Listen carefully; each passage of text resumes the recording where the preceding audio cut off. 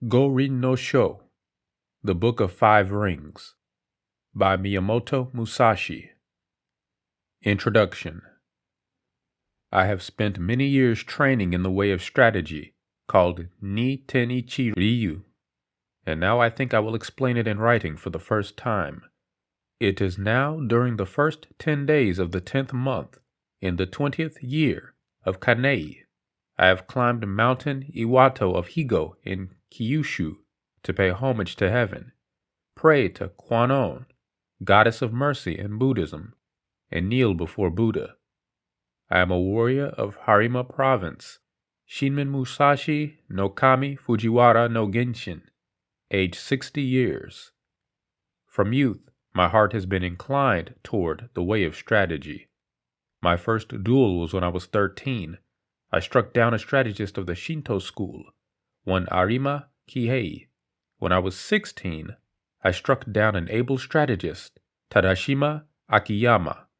When I was 21, I went up to the capital and met all manner of strategists, never once failing to win in many contests.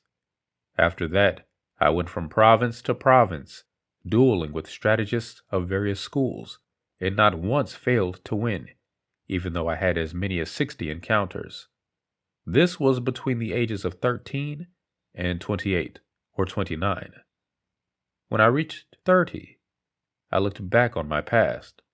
The previous victories were not due to my having mastered strategy. Perhaps it was natural ability, or the order of heaven, or that other schools' strategy was inferior. After that, I studied morning and evening, searching for the principle, and came to realize the way of strategy when I was 50. Since then, I have lived without following any particular way. Thus, with the virtue of strategy, I practice many arts and abilities, all things with no teacher. To write this book, I did not use the law of Buddha or the teachings of Confucius, neither old war chronicles, nor books on martial tactics. I take up my brush to explain the true spirit of this Ichi school as it is mirrored in the way of heaven and Kwannon. The time is the night of the 10th day of the 10th month, at the hour of the tiger. The Ground Book. Strategy is the craft of the warrior. Commanders must enact the craft, and troopers should know this way. There is no warrior in the world today who really understands the way of strategy. There are various ways. There is the way of salvation, by the law of Buddha, the way of Confucius governing the way of learning, the way of healing as a doctor, as a poet teaching the way of waka, tea, archery, and many arts and skills. Each man practices as he feels inclined. It is said the warrior's is the twofold way of pen and sword, and he should have a taste for both ways. Even if a man has no natural ability, he can be a warrior by sticking assiduously to both divisions of the way.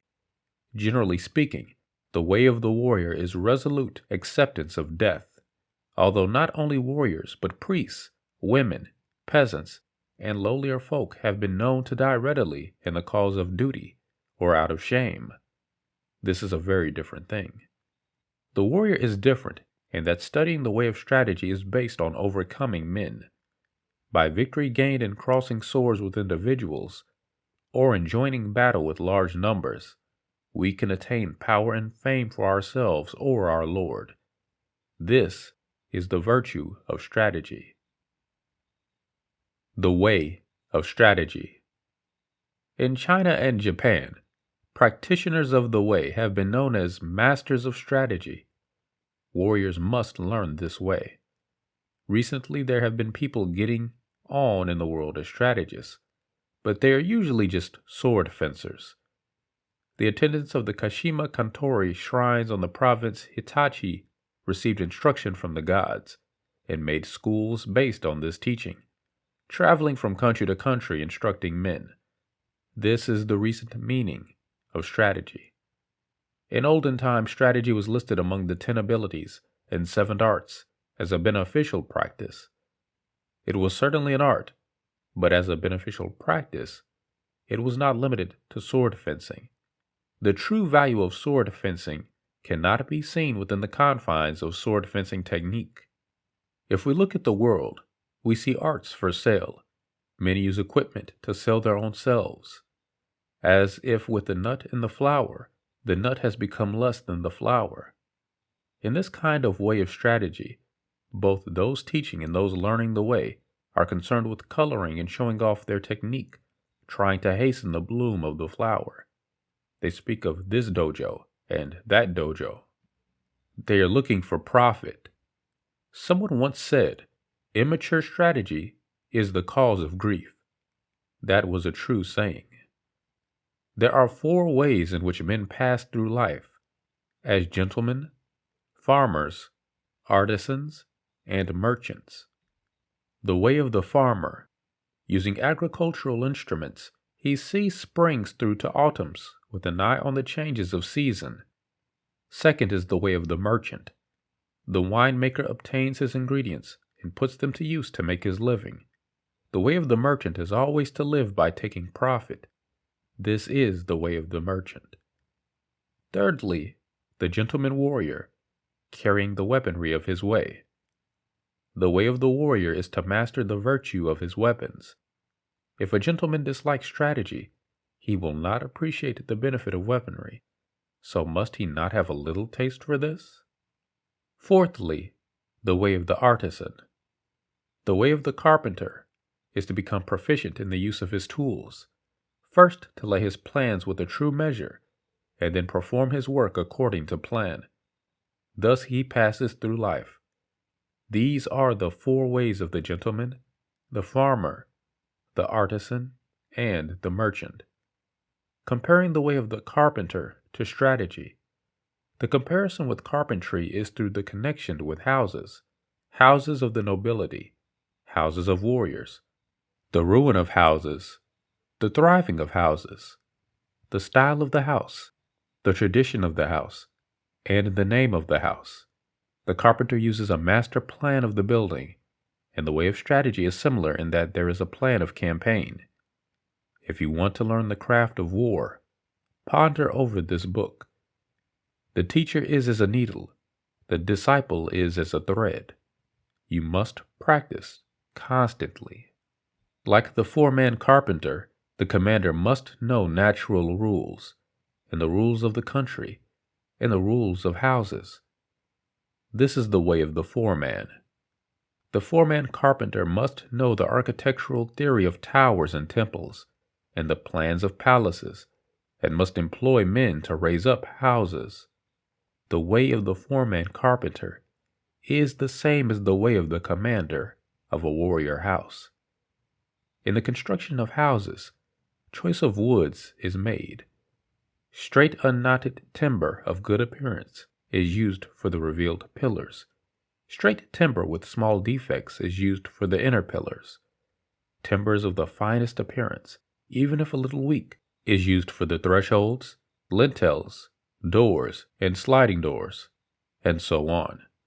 Good strong timber, though it be gnarled and knotted, can always be used discreetly in construction. Timber which is weak or knotted throughout should be used as scaffolding, and later for firewood.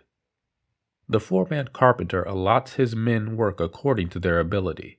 Floor layers, makers of sliding doors, thresholds and lintels, ceilings, and so on. Those of poor ability lay the floor joists, and those of lesser ability carve wedges and do miscellaneous work. If the foreman knows and deploys his men well, the finished work will be good. The foreman should take into account the abilities and limitations of his men, circulating among them and asking nothing unreasonable.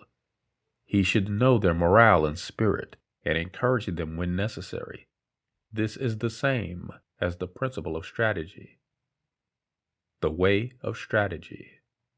Like a trooper, the carpenter sharpens his own tools. He carries his equipment in his toolbox and works under the direction of his foreman.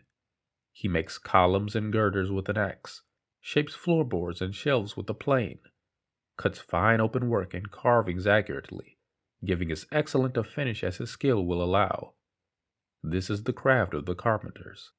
When the carpenter becomes skilled and understands measures, he can become a foreman. The carpenter's attainment is having tools which will cut well, to make small shrines, writing shelves, tables, paper lanterns, chopping boards, and pot lids. These are the specialties of the carpenter. Things are similar for the trooper. You ought to think deeply about this. The attainment of the carpenter is that his work is not warped, that the joints are not misaligned, and that the work is truly planned so that it meets well and is not merely finished in sections. This is essential. If you want to learn this way, deeply consider the things written in this book one at a time. You must do sufficient research. Outline of the 5 books of this book of strategy. The way is shown as 5 books concerning different aspects. These are ground, water, fire, tradition, aka wind, and void. The void, or nothingness, is a Buddhist term for the illusionary nature of worldly things. The body of the way of strategy from the viewpoint of my Ichi school is explained in the ground book. It is difficult to realize the true way just through sword fencing. Know the smallest things and the biggest things, the shallowest things and the deepest things. As if it were a straight road mapped out on the ground. The first book is called the ground book. Second is the water book. With water as the basis, the spirit becomes like water. Water adopts the shape of its receptacle. It is sometimes a trickle, and sometimes a wild sea. Water has a clear blue color. By the clarity, things of Ichi school are shown in this book. If you master the principles of sword fencing, when you freely beat one man, you beat any man in the world. The spirit of defeating a man is the same for 10 million men. The strategist makes small things into big things, like building a great Buddha from a 1-foot model. I cannot write in detail how this is done. The principle of strategy is having one thing to know 10,000 things. Things of Ichi school are written in this, the water book. Third is the fire book. This book is about fighting. The spirit of fire is fierce, whether the fire be small or big, and so it is with battles. The way of battles is the same for man-to-man fights and for 10,000 battles. You must appreciate that spirit can become big or small. What is big is easy to perceive.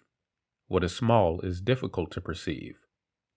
In short, it is difficult for large numbers of men to change position so their movements can be easily predicted. An individual can easily change his mind, so his movements are difficult to predict. You must appreciate this. The essence of this book is that you must train day and night in order to make quick decisions. In strategy, it is necessary to treat training as part of normal life, with your spirit unchanging. Thus, combat in battle is described in the fire book.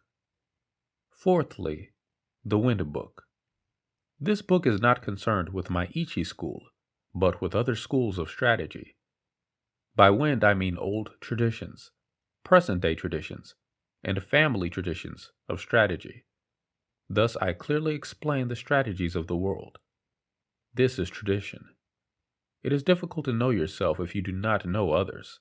To all ways there are side tracks. If you study a way daily, and your spirit diverges, you may think you are obeying a good way, but objectively, it is not the true way. If you are following the true way and diverge a little, this will later become a large divergence. You must realize this. Other strategies have come to be thought of as mere sword fencing, and it is not unreasonable that this should be so. The benefit of my strategy, although it includes sword fencing, lies in a separate principle. I have explained what is commonly meant by strategy in other schools in the traditional wind book. Fifthly, the book of the void. By void I mean that which has no beginning and no end. Attaining this principle means not attaining the principle. The way of strategy is the way of nature. When you appreciate the power of nature, knowing rhythm of any situation, you will be able to hit the enemy naturally and strike naturally. All this is the way of the void. I intend to show you how to follow the true way, according to nature, in the Book of the Void. Nito Ichi Ryu. Warriors, both commanders and troopers, carry two swords at their belt. In olden times, these were called the long sword and the sword. Nowadays, they are known as the sword and the companion sword. Let it suffice to say that in our land, whatever the reason, a warrior carries two swords at his belt. It is the way of the warrior. Nito Ichi Ryu shows the advantages of using both swords. The spear and the halberd are weapons which are carried out of doors. Students of the Ichi school way of strategy should train from the start with the sword and the long sword in either hand. This is a truth. When you sacrifice your life, you must make fullest use of your weaponry. It is false not to do so, and to die with the weapon yet undrawn. If you hold a sword with both hands, it is difficult to wield it freely to left and right, so my method is to carry the sword in one hand. This does not apply to large weapons such as the spear or halberd, but swords and companion swords can be carried in one hand. It is encumbering to hold a sword in both hands when you are on a horseback, when running on uneven roads, on swampy ground, muddy rice fields, stony ground, or in a crowd of people. To hold the long sword in both hands is not the true way, for if you carry a bow or spear or other arms in your left hand, you only have one hand free for the long sword. However, when it is difficult to cut an enemy down with one hand, you must use both hands. It is not difficult to wield a sword in one hand. The way to learn this is to train with two long swords, one in each hand. It will seem difficult at first, but everything is difficult at first. Bows are difficult to draw. Halberds are difficult to wield. As you become accustomed to the bow, so will your pull become stronger. When you become used to wielding the long sword, you will gain the power of the way and wield the sword well. As I will explain in the second book, the Water Book, there is no fast way of wielding the longsword. The longsword should be wielded broadly and the companion sword closely. This is the first thing to realize. According to this Ichi school, you can win with a long weapon, yet you can also win with a short weapon. In short, the way of the Ichi school is the spirit of winning, whatever the weapon and whatever its size. It is better to use two swords rather than one when you are fighting a crowd, and especially if you want to take a prisoner. These things cannot be explained in detail. From one thing, know 10,000 things. When you attain the way of strategy, there will not be one thing you cannot see. You must study hard. The benefit of the two characters reading strategy. Masters of the long sword are called strategists. As for the other military arts, those who master the bow are called archers. Those who master the spear are called spearmen. Those who master the gun are called marksmen. Those who master the halberd are called halberdiers. But we do not call masters of the way of the long sword long swordsmen, nor do we speak of companion swordsmen, because bows, guns, spears, and halberds are all warriors' equipment. They are certainly part of strategy.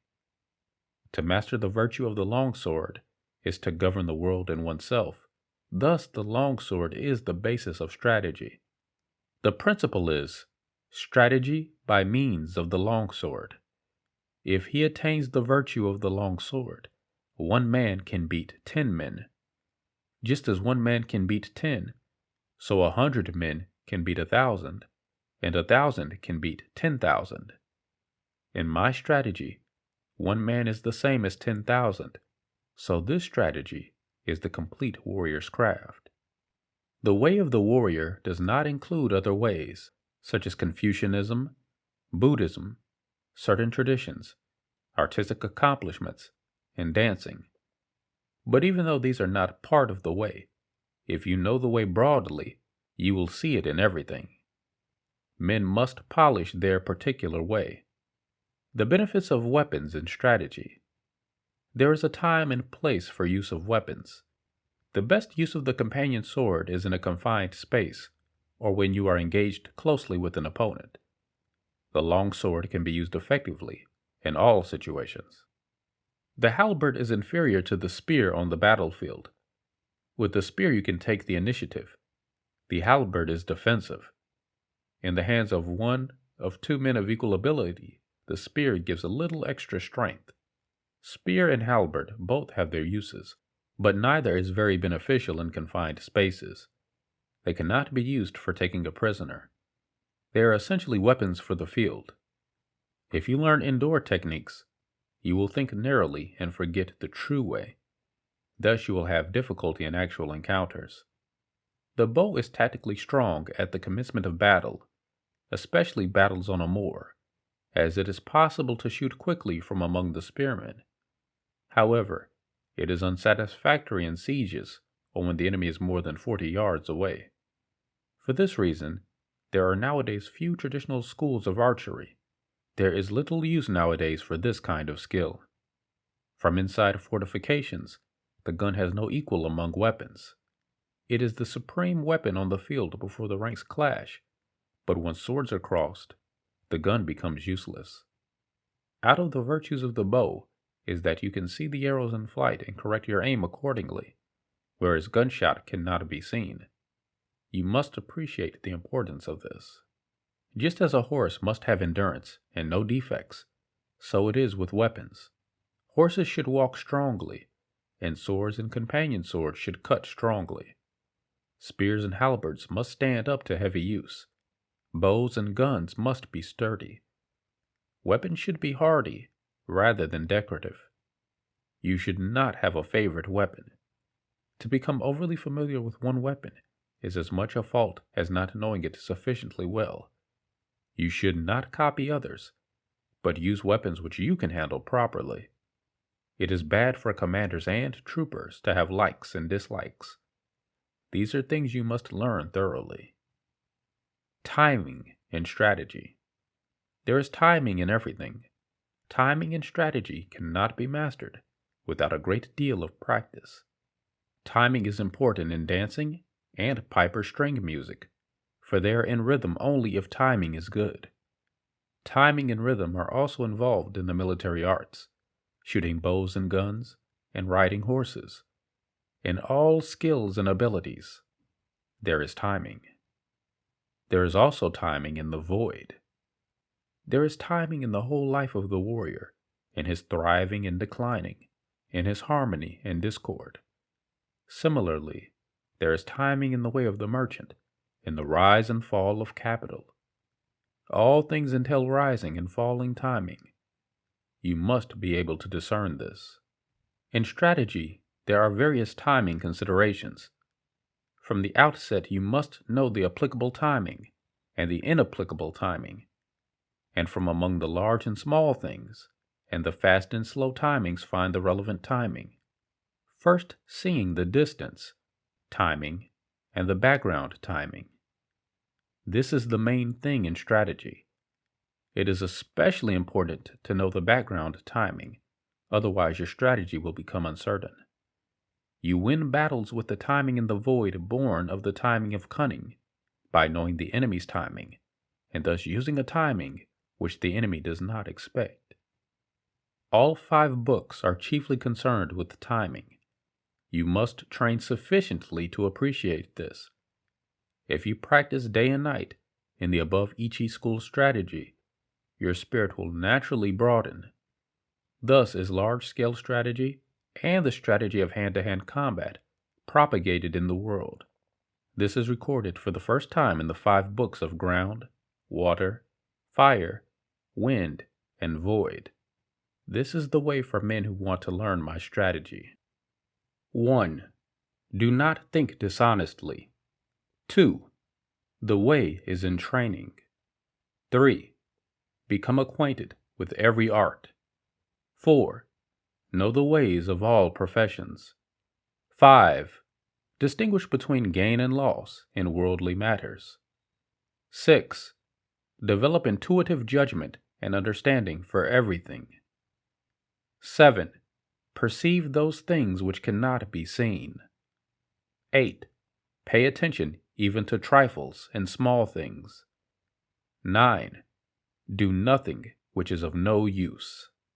It is important to start by setting these broad principles in your heart and train in the way of strategy.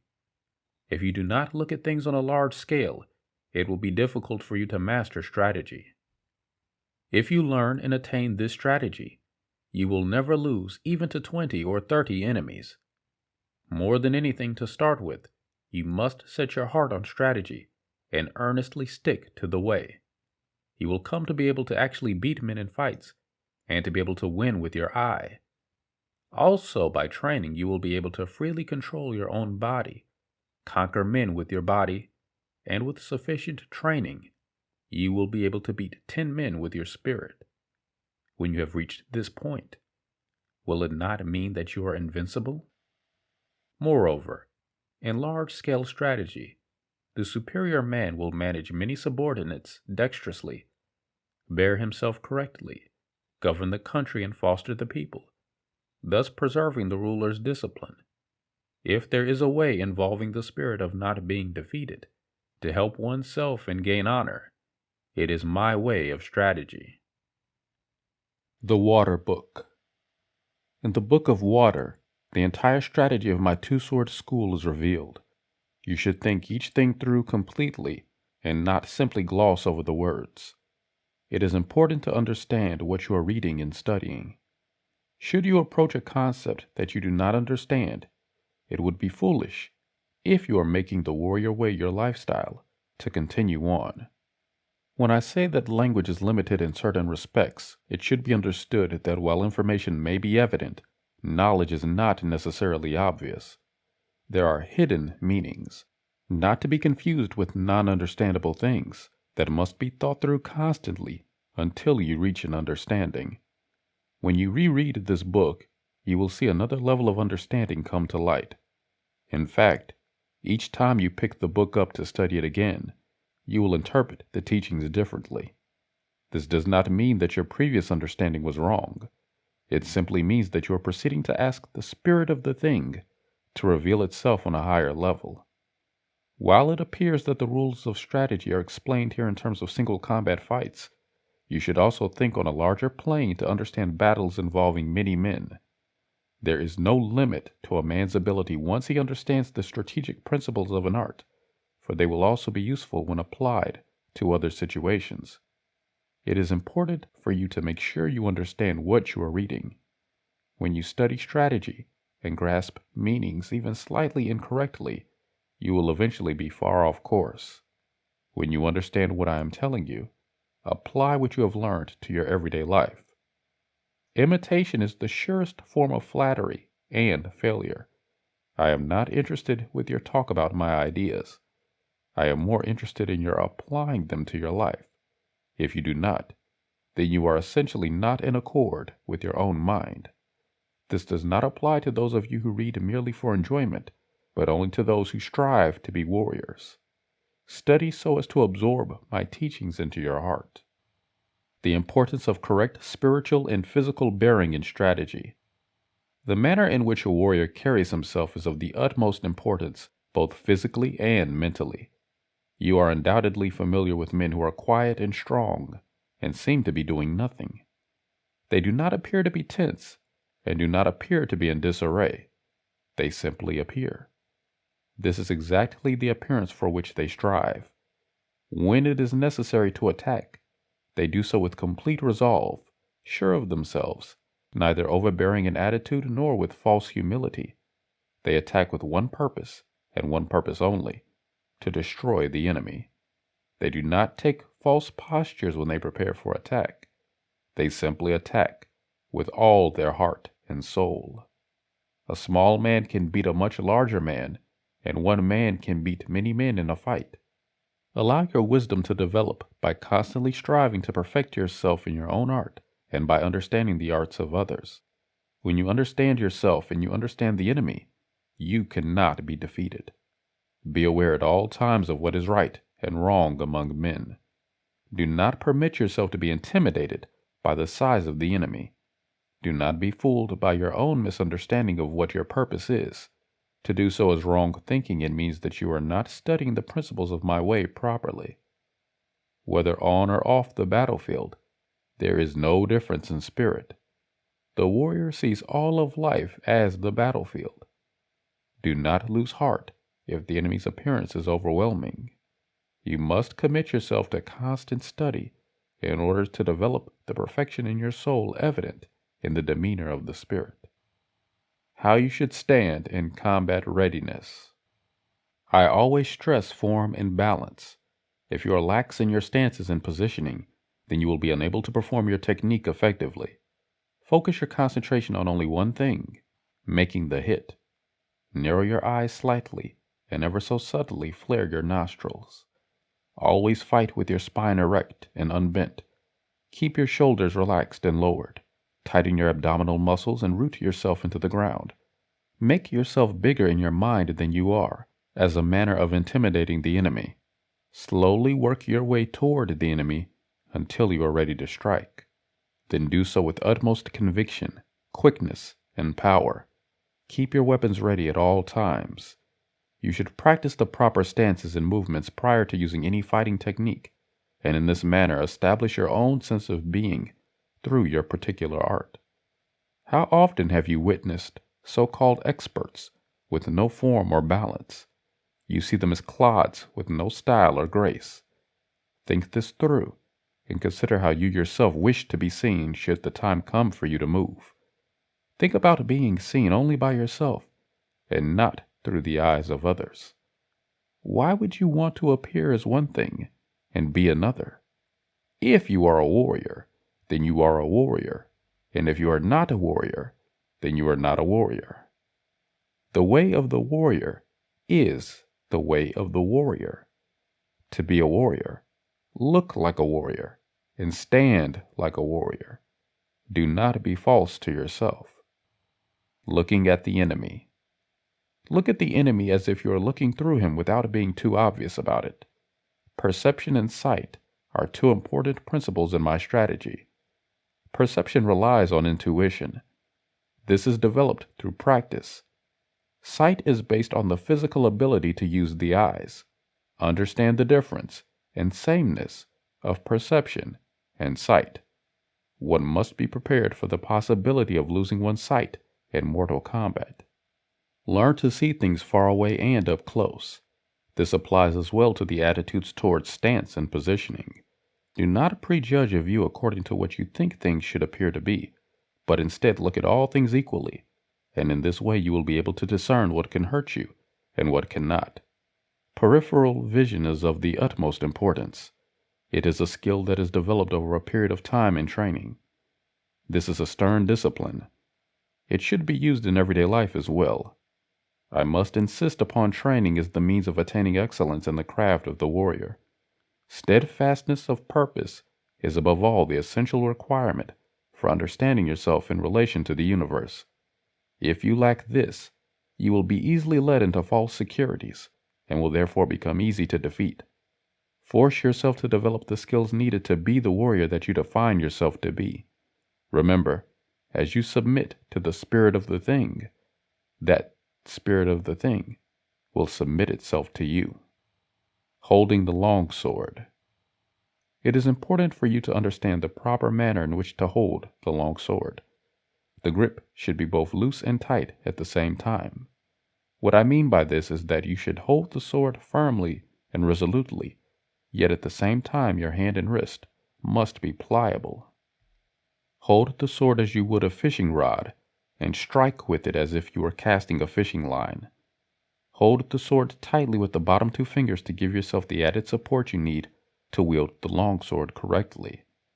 Direct the sword with your thumb and forefinger. These principles apply to the unarmed martial artist as well. Having some play in your hands is essential in your structured physical attitude, whatever you are trying to accomplish. If you do not hold the sword correctly, you stand a chance of losing control of the weapon when in combat. If you strike a hard object and your grip is not strong, you can drop the sword as a result. In unarmed styles of fighting, the fist must be held tightly and the wrist must be straight. The problems that will occur if you do not do this include breaking your wrist on contact and the inability to focus with all of your heart and soul with a weakened wrist. In knife hand techniques, the fingers must be drawn tightly together to prevent the breaking of the fingers if your strike is not focused correctly. If your fingers are drawn tightly together, you will have no problems with focusing. When a warrior draws his sword, the main intention must be to cut the enemy down. There is no reason to change your grip when you strike the enemy. When you have forced the enemy to lose control of his sword because of your parrying thrust, do not change your hand position. Do not show your enemy false bravado, because it is certain to get you killed, especially if the enemy is well trained. Likewise, when you put aside the enemy's sword or block the enemy's strike, you must be intent on following up with a powerful attack to win the fight.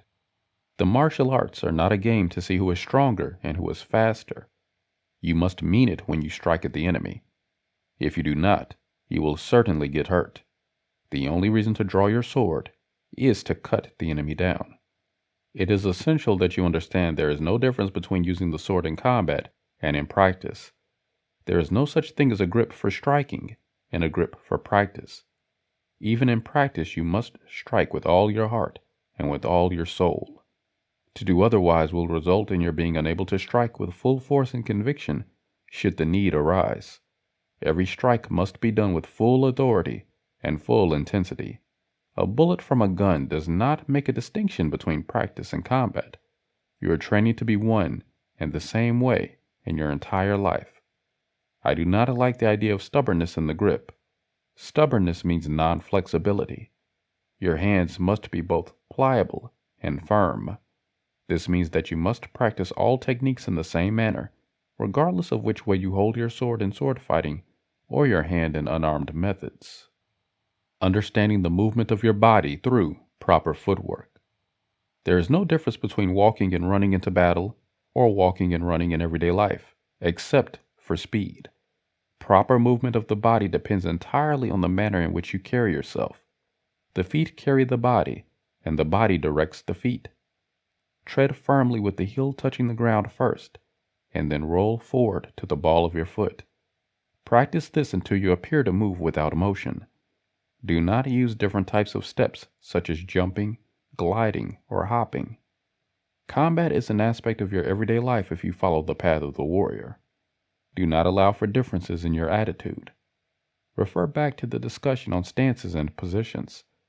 Special types of movements are used specifically for special techniques and are not to be cultivated to form your being in motion. Walking is walking, whether in an excursion to the park or in a combat maneuver. The ancients tell us to walk in the manner of yin and yang. Even when you step forward, backward, or sideways with one foot, the other foot is not to be considered apart from the whole. When you attack right foot forward, or when you attack left foot forward, the idea is to move the body and not just the feet. The incorrect way of moving the feet will eventually trip you up and make you lose your balance. This is bad for the warrior, as it causes a loss of poise. You should practice all techniques from both sides of the body. In this way, you will not become used to functioning from only one direction. To do so is foolish and diminishes your abilities. Do not be a righty or a lefty.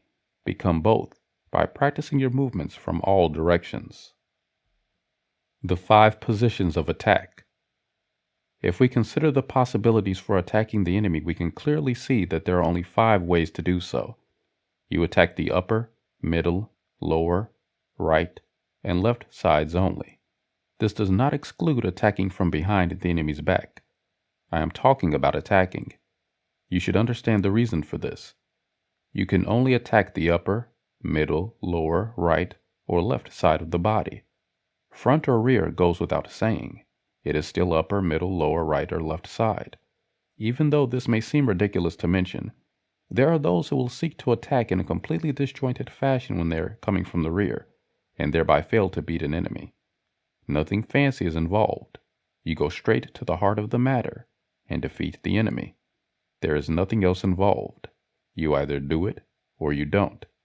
There is only one purpose in attacking the enemy: to cut him down with finality. Go straight into the heart of the enemy. Your main purpose as a warrior is to defeat the enemy. Do not be sidetracked by the appearances of the enemy or yourself. Do not be conscious of the particular technique you will use. This causes hesitation. If you understand this mentality, you will never be beaten. Your attitude will be recognized by potential enemies, and they will prefer to fight someone else. The ultimate aim of the martial arts is not having to use them. It is always best to attack straight ahead. Your attack must be filled with conviction and purpose. In this way, you defeat the enemy regardless of his abilities. Straight-ahead attacks are decisive. This does not mean that straight-in attacks have no circular movements. Research this well. Depending upon where you are fighting, you must understand when to use a front attack and when to use a side attack. It should not be a conscious decision in combat. This is why you must constantly practice from all sides. Going to the side means that you are encountering some sort of obstruction, perhaps another weapon, a strong attacking force, or something else. Everything emanates from a central core. This is true of all things regardless of their appearance. That is why it is said that you emphasize everything you do from the middle of your heart. An attack of any kind must originate from the center of the warrior and go directly to the center of the enemy. It is important to understand the need for concentrating your attack on the middle and letting it take its own course by going up, down, left or right according to the needs of the spirit of the thing itself. If we observe a large battle arena, we generally see the commander in the middle of the troops. All the other positions surround him. He can therefore direct things accordingly, see clearly, and defeat the enemy with the appropriate strategy. Understanding the nature of the long sword. In order to be able to fight well, you must understand how to handle your weapons, whether they be swords or fists. Constant practice and becoming one with your sword are essential. Even if you should pick up a different weapon, by knowing the heart and nature of your own weapon, you will be able to defeat men because of your sensitivity to the one. You must understand the limitations of what you are using before you can use them well. Think about this. It will become obvious in time. Regardless of combat circumstances, you must always remain calm. Calmness is attained through meditation and belief in your own skills. It is not to be confused with egotistical technique, which generally fails under intense combat situations. Do not try to use techniques that do not fit the situation. An attack must be executed with quickness, not speed. Attack with power, not strength. There is a great difference between speed and quickness, power and strength. Think this through very carefully. It is the essence of strategy. You can use alternate devices as weapons, but their properties must be known, or they might fail in a fight. A punch is a punch, a kick is a kick, and a strike is a strike. Do not confuse them with each other, as many often do in trying to use a kick technique where a punch is needed. A long punch is ineffective if used as a jab, and likewise, a jab is ineffective if used like a lunge punch. Understand the properties of the long sword and the short sword. Understand your weapons. Always return your weapon along the same path it traveled out on. In this way you can use it again without having to relocate and rethink your attitude. The same applies to bringing the opposite hand back to the hip when you execute a punching strike. You must do this with authority, and not in a haphazard manner. To fire a powerful punch requires that you fire straight and true, while at the same time bringing the other hand back into a firing mode. Otherwise, both movements will be weak. The 5 approaches. I must insist that you understand the need for constant training with the correct attitudes in order to wield a sword properly. The way of the warrior is an exacting way, and the spirit of the thing itself will not be trifled with. You must understand my 5 approaches to strategy. The best way to attack is to the center of the enemy. Always go to the middle of the enemy's face. It is easier to veer off in another direction from the center than it is to cover excessive ground in getting from the right side to the left side, or from the left side to the right side. When you attack, you generally have to ward off an attack at the same time. This is called deflection. It is not the same as striking at the enemy's weapon. This is an entirely different manner. In blocking, you are trying to ward off an attack. Striking at the enemy's weapon misdirects the enemy's attack in order to open a target for yourself. Riding the enemy's weapon means the same thing. Your attack must be based on both parts of this maneuver. Neither one nor the other, but both. If it is not, then it is not an attack done with conviction and will not be effective. Being directly in the enemy's face is the same thing as pointing your sword into the enemy's face. Your directness is what will enable you to succeed. The upper attack is the second of my attacking strategies. An attack must be made with the idea of repeating it. It is not always possible to cut the enemy or hit the enemy with only one attack. You must not permit confusion to get in the way of your work. Do your work well and do it effectively. When you have come to see that technique is the basis for allowing the spirit to express itself, then you can beat the enemy. Always be aware of the possibility of changing timing and rhythm. The lower attack is done as if arising from the earth. Hit the enemy's hand from underneath his sword position. It is the same as kicking an unarmed fighter in the groin while he is in an attacking position. If your attack is acted upon by the enemy, change direction and come in from the side. The main idea is to move on the enemy instantly upon perceiving his approaching attack. Superlative speed is essential to being able to move on the enemy at the instant of his attack. Speed does not necessarily mean being faster than the enemy. It just means being smarter than the enemy. Think in terms of quickness. An enemy will attack only if he feels sure of himself. This is why it is important to develop perception.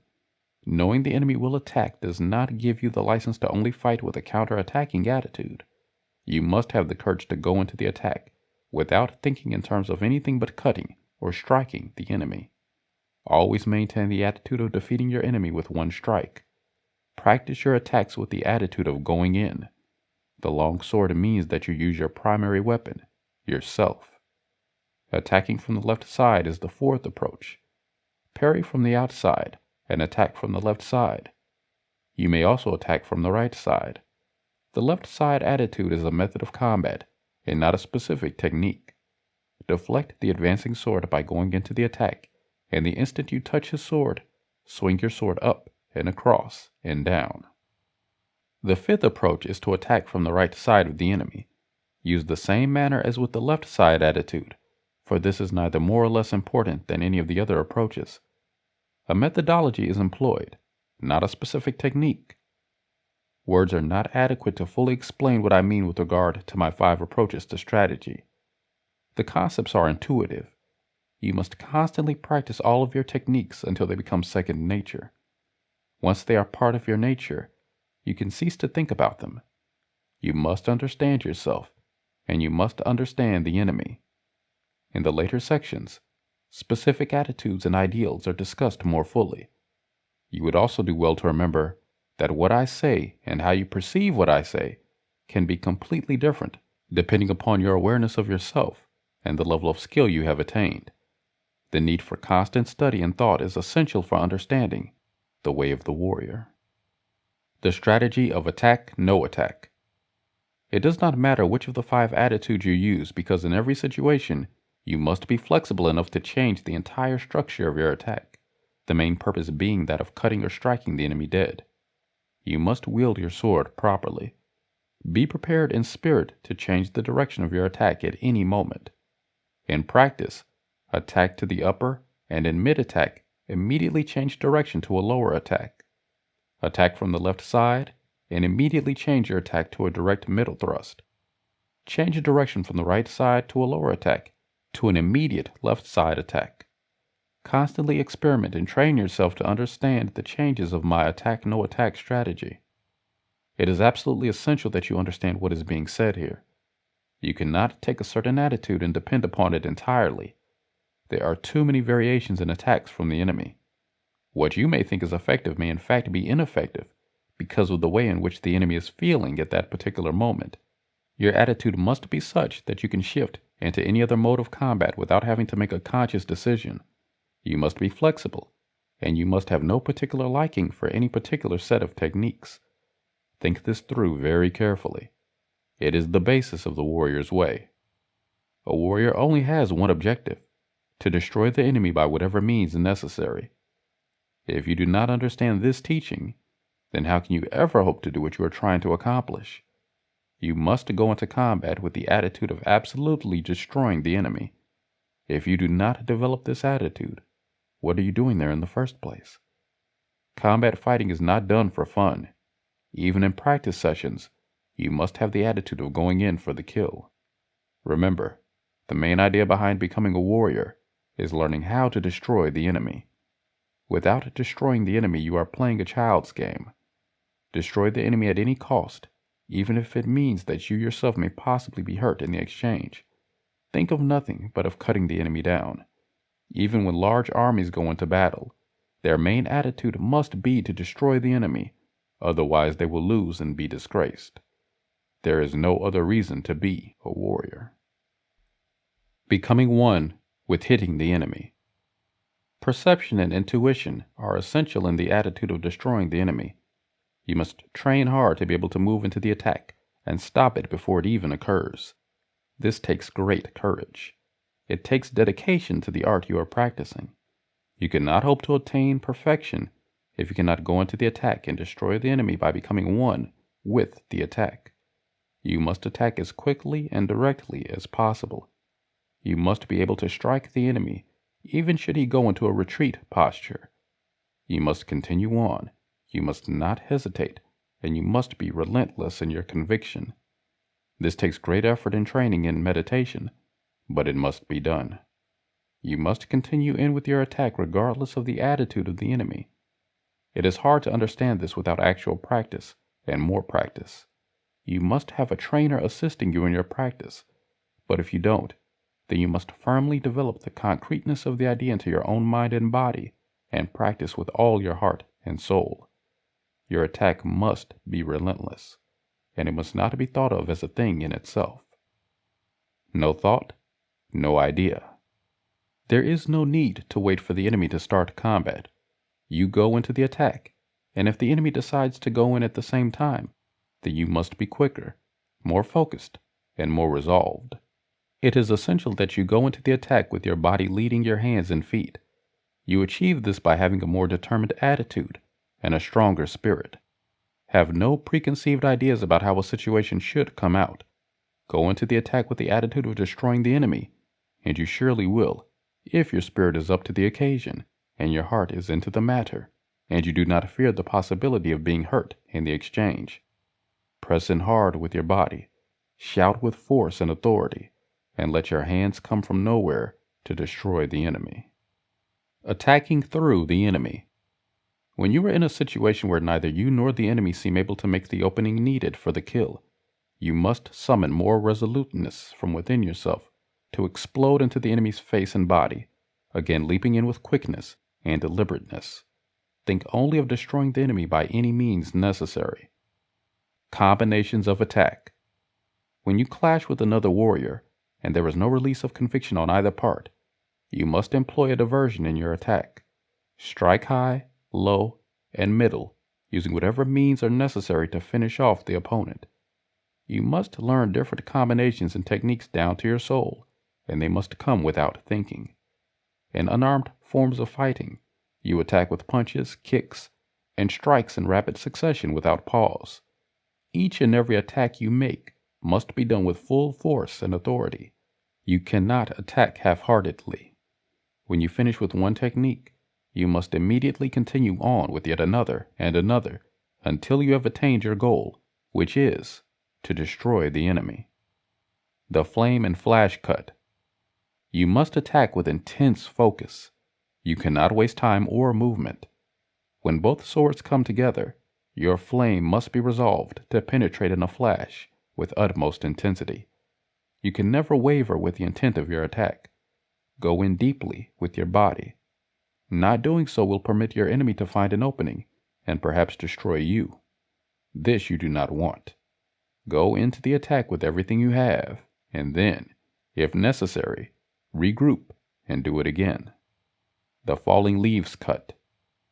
Falling leaves means that you drop into the enemy with subtle but overwhelming strategy. Falling on the enemy is attacking without preconceived ideas as to how to conclude the battle. In this way, you will gain control over your enemy's sword. It is essential that you practice and develop powerful deflection and parrying techniques. Strive to control your enemy's sword. Without practiced deflection and parrying, you are left only with the possibility of having to constantly get around the enemy. The importance of deflection and parrying techniques cannot be stressed enough. Put as much emphasis into your deflection technique as you put into your parrying technique, and turn the attitude of blocking into one of attacking. In this manner, you will certainly be able to disable the enemy with only blocks. The sword as an extension of the body. The whole idea in combat is to hit the enemy and destroy him. You absolutely must learn to attack with your whole body using the sword as an extension, just as the arms and legs are extensions of the body. When you attack with your whole being, there is little room left for thinking about overprotecting certain areas. You are committed to the attack, and you are not concerned about the possibility of getting hurt in retaliation. There are times when you must compress your spirit prior to exploding, and times when you must explode before compressing. This is called the yin-yang attack. There is no one way to attack and destroy the enemy. Use combinations, single attacks, multiple attacks, etc., with all the tools of your craft, such as punching, kicking, and striking. Destroy the enemy by any and all means. Differences in cutting and slashing attacks. You must be utterly resolved to cut the enemy down. Slashing can be equated with just tapping the enemy with either a sword or a fist. It is not a truly resolved and committed attack. Cutting means that you are firmly resolved to destroy the enemy in one move. This is urgently important to understand. Regardless of the intent of the enemy, you must fire with full force and authority. If you do not, then the opponent will see you as weak and perhaps have no difficulty in cutting you. Cutting is proper form and understanding. Slashing is based on a lack of skill and little belief in your own skills. The bashful monkey's body. The bashful monkey does not reach out with his arms. There is no spirit in the intention of the attack, and it is usually used by those who do not understand the strategy of an attack. The bashful monkey is unsure of himself and is probably thinking of the possibility of being hurt. By keeping yourself at more than arm's distance from the enemy, you are essentially not being sure of your own abilities. The attitude of destroying the enemy with one cut is based on the attitude of going in to the attack. If not, your spirit is lacking and your resolve is less than complete. You must always close in on the enemy regardless of the indications of the enemy's strength. Sticking to the enemy like glue. Sticking to the enemy like glue means not permitting a gap to grow between yourself and the enemy in combat. You are committed to the attack, and should the enemy retreat, you must continue on with your attack, making sure that you have cut him down. Not to do so is to practice hesitation. Hesitating even for an instant allows the enemy to turn against you again and possibly defeat you. If you do not stick to the enemy like glue, you are insecure in your convictions. You must develop your spirit to be able to drive right through the enemy without worrying about whether or not you will be hit in return. When you lead with your head and let your body lag, you are effectively throwing your balance off and giving the enemy a target at which to fire. You must drive with your spirit, because when you do so, your head, legs, and body will move as one. Making yourself bigger than you are. This is a strong warrior attitude. Extend your spirit above and beyond the enemy's body and spirit. Never cringe in fear, and never fight without your spine being straight. This indicates your resoluteness to go in hard and deep to cut the enemy down. You first beat the enemy with your spirit, and then you beat the enemy with your own hands, or your sword. Stretch out your body and your spirit. Go for the kill with utter resolve and commitment. Being tenacious in your bearing. Stay with the enemy and do not allow him to force any distance between you, for this generally gives the enemy room to maneuver and a chance to bring about a successful counterstrike against you. Do not permit yourself to lose your composure. Do not permit the enemy to separate from you. Do not permit yourself to grapple with the enemy, for this becomes a contest of strength and may prevent you from performing with conviction to slay the enemy with one stroke. Striking deep with the body. Striking deep with the body means penetrating right into the enemy's face with full resolve and commitment. When you use your body to penetrate, you may be able to knock the enemy off balance, enabling you to continue in with your attack. You should understand the need to be able to blast the enemy's body away from his center of balance. You do this the way it is explained. You drive your spirit through the enemy's spirit, using the enemy's body by driving in with your shoulder and focusing your strike against the enemy's very being. You must focus intently, and when you have moved the enemy out of position, you absolutely must fire with authority, killing the enemy with a single and perfectly executed stroke. 3 ways to strategically counter an attack. My 3 methods of countering an attack apply to sword fighting as well as unarmed combat. One method is to block an attack by diverting the enemy's sword and continuing to attack right into the enemy's eyes. Another is to sidestep and feint to the side while firing a strike to the other side of the body. A third method is to feign a thrust and drive straight into the enemy's face with a powerful attack. You must attack with the attitude of cutting rather than slashing. It is quite acceptable to attack the enemy with your bare hand in combination with the sword. In any event, you must always close in on the enemy and not give him a chance to counter against you. Stabbing at the face. When you are aiming for the face, the enemy will know it and possibly look to protect the area with a number of different techniques. It is at the very second you see him move that you must charge in with a substantial attack to the body or even to the face. You can approach any area of the enemy's body when he shows any sign of hesitation. What is important is that you continue your attack regardless of where you actually hit him. Aiming for one spot and having your sword make the hit in another spot is something that you will have to develop through constant practice. Stabbing at the heart. In fighting, it is always best to go straight in. Always go straight in with utter resolve, regardless of the situation. You must not waver when you are making the attack. Doing so will give the enemy the opportunity to go around your attack and beat you. There are times when you will have to use other methods to destroy the enemy, such as coming in from the left side or the right side, or from the upper, middle, or lower approaches. But in most situations, it is best to go straight in. Think about this as you visualize your methodology. To humiliate the enemy by blocking and countering. In real combat, there are usually many blows thrown by each of the combatants. It is truly rare for a fight to consist of one man attacking and the other countering. You must practice constantly to understand the need to continuously strike and counterstrike until your will overcomes the will of the enemy. It is essential that you be able to fire a death strike as a natural extension of your block. You will be able to develop this concept through the repetitive practice of your formal exercises. You must practice with the intensity of real-life situations, or it becomes a game, and you can be easily beaten. The slapping away counterattack. It is important to understand rhythm when you are in combat. The importance of following the enemy's motions and his manner of preparing to attack is crucial to understanding the difference between beating him and being beaten. The idea is to use the enemy's attack as a springboard for your own quick cut attack. You must understand rhythm as an essential part of timing. When you have your timing down, you can become unbeatable because your attack cannot be made to waver even a little. You must think of the entire action as one motion and not 2 separate moves consisting of a block and a counter. Think this through thoroughly and understand what an attack really is.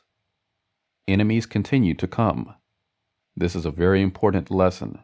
When you are fighting more than one enemy, you must use both of your swords and strike quickly and strongly, without hesitation. You must go for the strongest attacker first, regardless of the appearances of the others. With practice, you will understand how to recognize the strongest attacker. You must constantly move around the fighting area and make sure to befuddle the gang by constantly moving into them and keeping them to one side.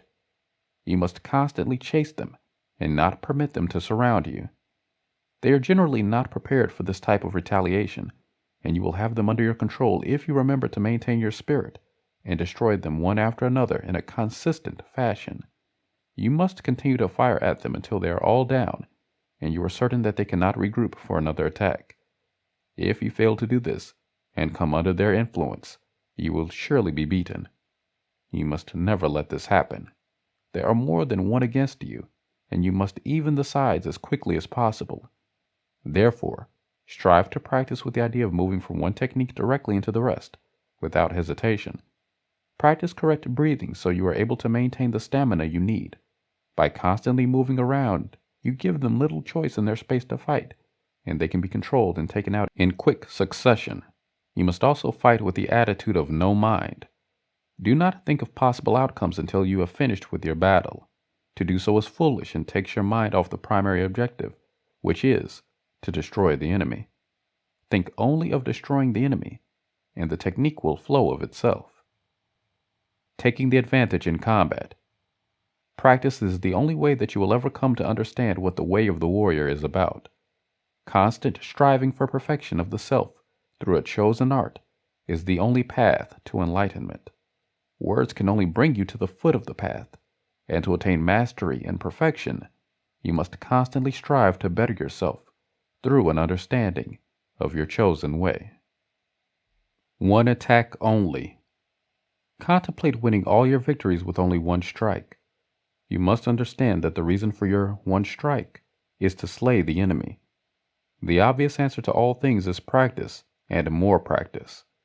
The more you practice, the more the spirit of the thing itself will reveal itself to you. For whatever reason you have chosen to be a warrior, you must understand your responsibility to the art and to yourself. They are one and the same. Understanding the spirit of oneness with yourself and your sword. The entire purpose of my water book is to teach you how to become a warrior by using my method of strategy. It is important that you understand each line in it.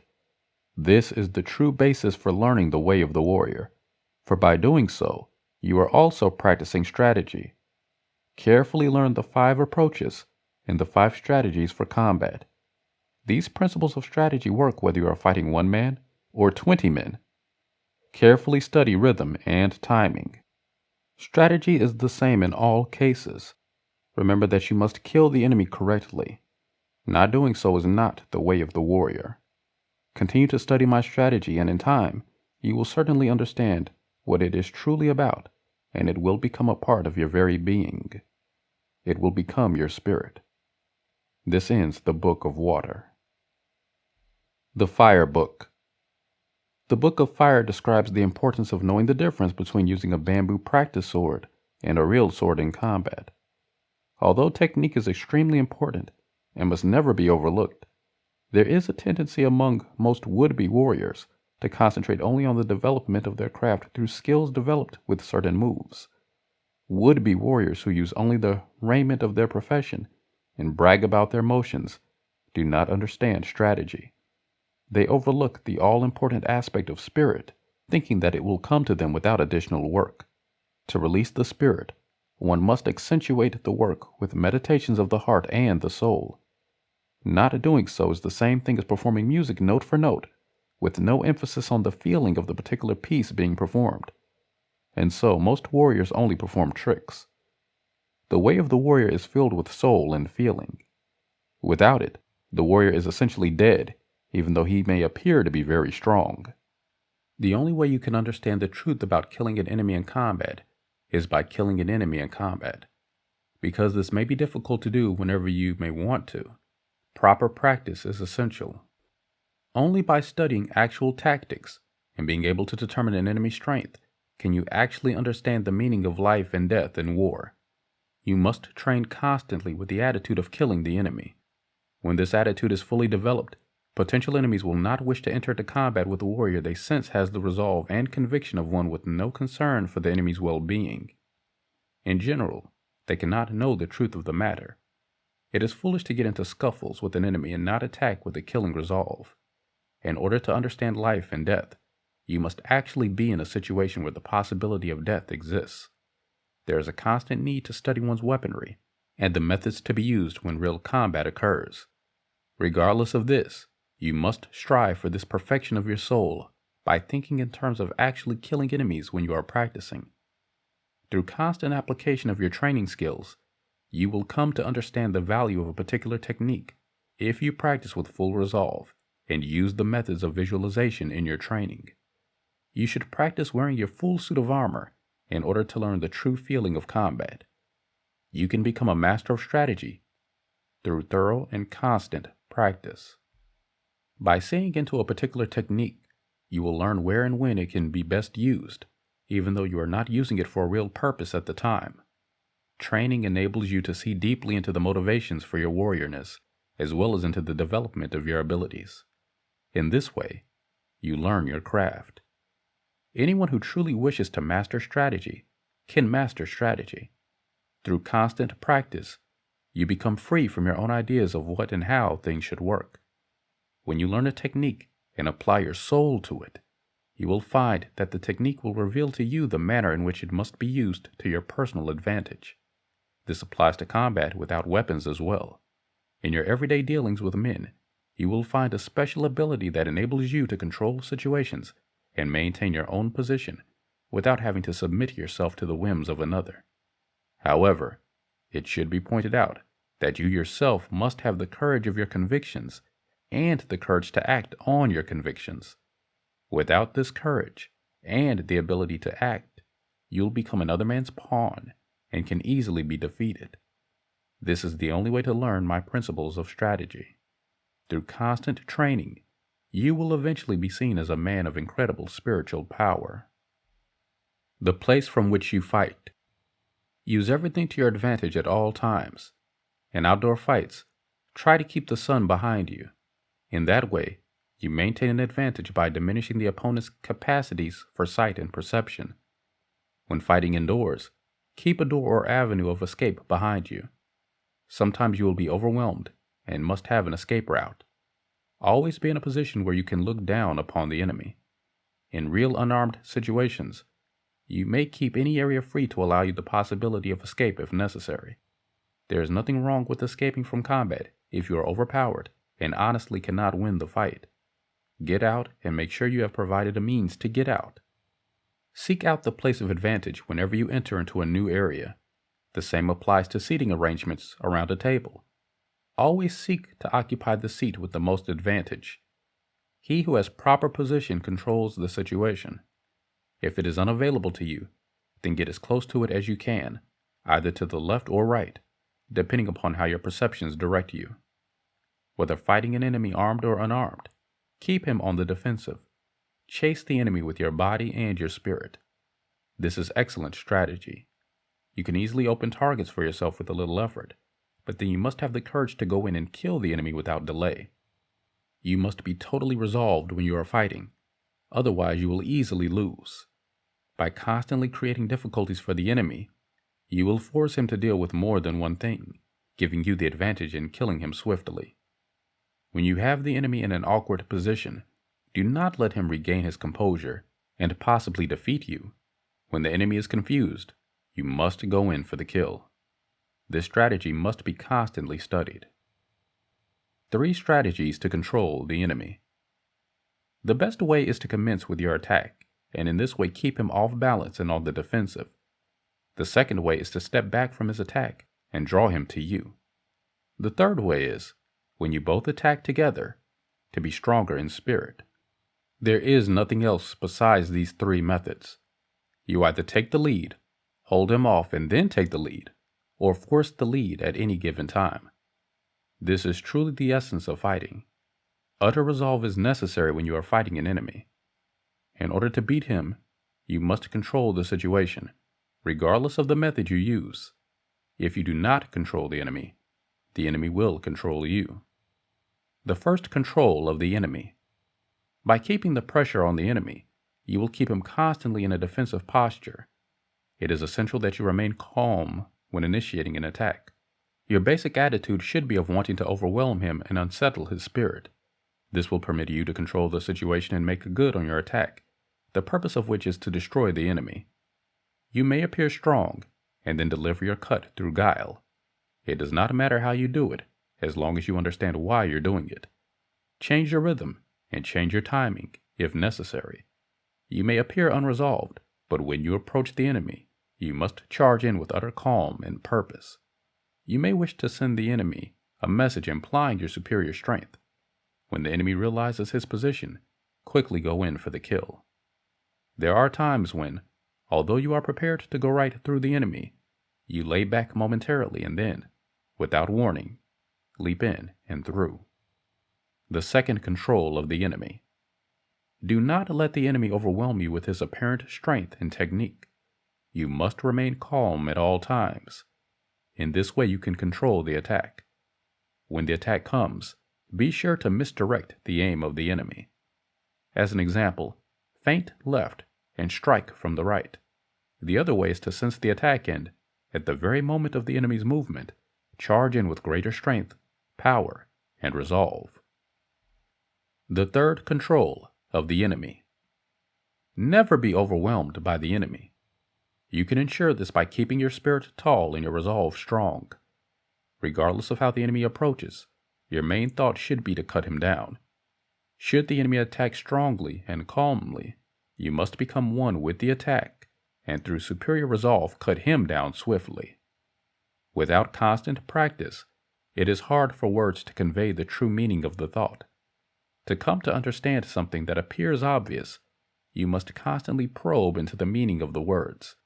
You must unceasingly practice the techniques. When you think you understand something, you have made only the first approach to it. To further clarify your understanding, you must read and read again. Each time you read and practice a thing, the spirit of the thing itself will reveal itself more to you. Study is a lifelong undertaking. That is why it is said that the warrior first understands being a warrior when he no longer concerns himself with being a warrior. The main thing to understand is that you must have no hesitation in killing the enemy. To suffocate the enemy with a pillow. What is meant by suffocating the enemy with a pillow is never permitting him to gain an advantage over you in any way. You can be sure the enemy is thinking likewise. Either you lead the enemy, or he will lead you. You must come to understand the value in this concept. You must also understand that the reason an enemy is fighting you is because the enemy thinks that he will defeat you. You must react instantly to an enemy's attack. This can only be accomplished after thorough and diligent practice. If you understand this principle, then you will be able to sense an impending attack and react properly by killing the enemy before he kills you. The main thrust of my entire teaching is training and contemplation on the way of the warrior. It is the only thing that should be in your life. It may appear that there is no room for anything else, but the reverse is true. When you are committed to a particular thing, everything else falls into place because you are not permitting yourself to be sidetracked by another's whims. The strength of your courage to act on your convictions is most important in this regard. It is very hard to devote your life to something and not have anything else appear that provides you with the simple pleasures of life. On the other hand, if you pursue your perfection through a particular way, then that will give you the pleasure of the spirit of the thing itself. These things are hard to understand when only written in words. You must follow through with hard study, hard practice, and immense belief in your own ideal. You have chosen to be a warrior for your own reasons. Regardless of the way you have chosen, if you truly believe in the principles of what you are doing, you will be able to attain perfection. It does not come overnight. When you understand this, you will be a master of strategy. Crossing the ravine. Having the courage to enter into combat when the time and place are right is what I mean by crossing the ravine. It is essential to have the courage of your convictions and the courage to act upon them. This is the strategy of crossing the ravine. If you are always aware of your surroundings, then you will always be aware to cross at the correct time. However, men are not perfect in any aspect of their lives, no matter the amount of time, effort, and energy they put into their search for perfection. The virtue of perfection is that it is always just beyond a man's reach. This is good. If perfection were attainable, then it would have no value. There would be no reason to pursue it. In this light, Always know the strengths and weaknesses of yourself and your enemy. Always be aware of the easiest way to accomplish something. Do not strive to do something difficult because you seek favor in the eyes of others. Knowing the right time. How do you feel about going into combat? Is your spirit correct at all times? Are you feeling strong? Do you feel slightly uneasy? It is important that you understand yourself with regard to the possibility of fighting. Another consideration is that the enemy has these thoughts as well. The better you know the opponent, the better equipped you are for battle. The skill you need to win a battle lies in knowing the enemy's strengths and weaknesses. You achieve this through constantly practicing with the attitude of destroying the enemy, knowing where you are at all times, and understanding your relationship to the battle. Knowing the time means that you can instantly assess a situation and act accordingly. When you have acquired the correct attitude, you will be able to easily beat the enemy because you will be truly prepared to go into combat with an understanding of all the skills and abilities that you and your opponent possess. To step on the enemy's sword. It is difficult to attack the enemy if you are busy preparing your weapons for combat. You must come to understand the importance of attacking while the enemy is attacking, and in doing so, step on his sword, making him lose balance and advantage. You must go directly into the attack and beat the enemy before the enemy has the chance to realize what is happening. This is the classic strategy of misdirection. Would you not want the enemy to stop and think about what he was doing when he starts to attack? Of course you would, and therefore it is foolish not to think that the reverse is true. As soon as you sense the possibility of an attack, you must react immediately with your own attack to kill the enemy, or you will give him the chance to regather himself and come at you again. You absolutely must commit yourself to overwhelming the enemy by instantly retaliating against him. While the enemy is attempting to attack you, and you have the attitude of stepping on him, you can belittle the enemy when you see his strengths and weaknesses. You must step on him with your body and your spirit, and continue on to win the fight by killing him. Collapsing the enemy's spirit. Depending upon the amount of conviction you have in regard to the enemy, you can easily get him to collapse under the pressure of your attack. You do this by forcing him to make unnecessary moves, thereby throwing off his timing and rhythm. Once you have made it necessary for the enemy to regather himself, he is at his most vulnerable. It is at this moment that you immediately go for the kill with nothing else on your mind except destroying the enemy. Go after the enemy with a resolute spirit. You must stay after the enemy, or he will have a chance to reposition himself, possibly making an even stronger second attack. When you go for the kill, go for the kill. Do not relinquish your position through any weaknesses on your part. To do so is deadly, and will cost you the battle. Becoming the enemy. Denigrate the enemy constantly and with great spirit. Do not acknowledge the possibility that the enemy is stronger than you are. Do not accept the possibility that the enemy is smarter than you are in any way whatsoever. If you are aware of the way of the warrior, you are aware of the way of the warrior. The way of the warrior does not permit you to accept an inferior position to anything. You are either the best or you are not the best. If you are, then you will win. If you are not, then you will lose. There is nothing to argue about here. You must also remember your level of understanding. This falls into the area of knowing yourself as well as knowing the enemy. To become the enemy, see yourself as the enemy of your enemy. If you understand strategy, you will know how to beat the enemy. Think this over until it is clear in your mind. To release the grip of four hands. When you and the enemy are of equal spirit and skill and neither of you can get the other to move, there is a standoff. This can result in deadly consequences. It is called the grip of four hands. It is foolish to stand there toe-to-toe and not be able to get the job done, which is to kill the enemy. If an impasse occurs, sneak something else into the combat and win decisively. Combat must never be a thing of pride or stubbornness. If you must change your method of attack, do so without hesitation. Change your timing, change your rhythm, change your approach. It does not matter who is stronger or who is faster. What matters is that you attain your goal. The way of the warrior is to slay the enemy by cutting him down without delay. You must have utter resolve in order to do this, and you must constantly sharpen your skills. Eventually you will understand the way to do things effectively and efficiently without stress or strain. Mislead the enemy, and then slay him with an unorthodox technique. To move as a shadow. Sometimes you cannot go straight in to the enemy, and it is necessary to feint just prior to attacking strongly. If the enemy is very strong, he may not show his spirit. Because of this, it is essential that you make a misdirecting motion to open up the enemy, forcing him to show you his strengths and weaknesses. You must constantly be aware of your surroundings and be able to capitalize upon them. If you make an opening, then you absolutely must go for it, or it is a waste of the spirit of the thing. If you practice otherwise, after a while you will be unable to take advantage of an enemy's weaknesses and become ineffective as a warrior. You will certainly lose the way. Study this carefully. To suffocate a shadow. What is meant by suffocating a shadow is to understand the enemy's strengths and easily see through his intentions. If you can see what the enemy is planning, then how can you fail to defeat him instantly? Only by failing to take advantage of the situation can you, in turn, be defeated. You must train constantly to understand the reasoning behind this strategy.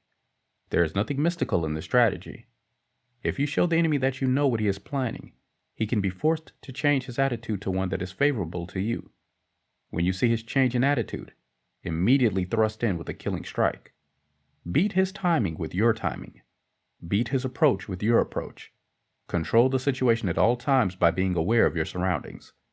When you study the way, it will come to you that everything I am speaking of is practical and functional. Problems occur when you do not understand the true way of the warrior and fail to act upon opportunity. To impress your attitude. Attitudes are contagious. To impress your attitude on the enemy is to force him to think in terms that are to your advantage. When you understand your own abilities, you are able to pass them along to others in the same way a teacher can pass along correct and incorrect ideas and teachings. If you show the enemy that you are agitated, then he may become calmer, and at that instant, attack with the utter resolve and conviction that will kill you.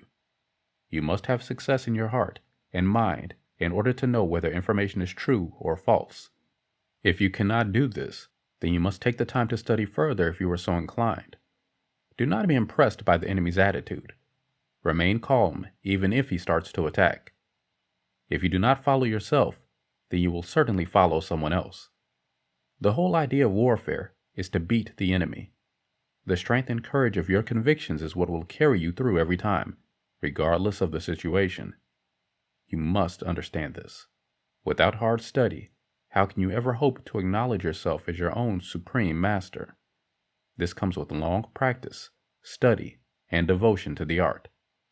The spirit of the thing itself will reveal this to you. When you have imparted your attitudes to someone else, that person effectively becomes your follower. This is the way of the warrior. When you do not discern the reality of the truth, then you become foolish. Do not rush yourself in your learning, and do not expect to know what the master understands. In the case of an enemy, it is important that you control that person, or you can be beaten in battle. Forcing loss of balance. A warrior can lose his balance because of danger, surprise, or difficulty. When you attack, you should do so with no warning of any kind. Once your enemy loses his balance, your attack will be virtually impossible to stop. If you stand strong and rigid, your spirit will be very easy to read and you will be beaten because you are not flexible. The same is true of being too loose. Flexibility is a very important attitude.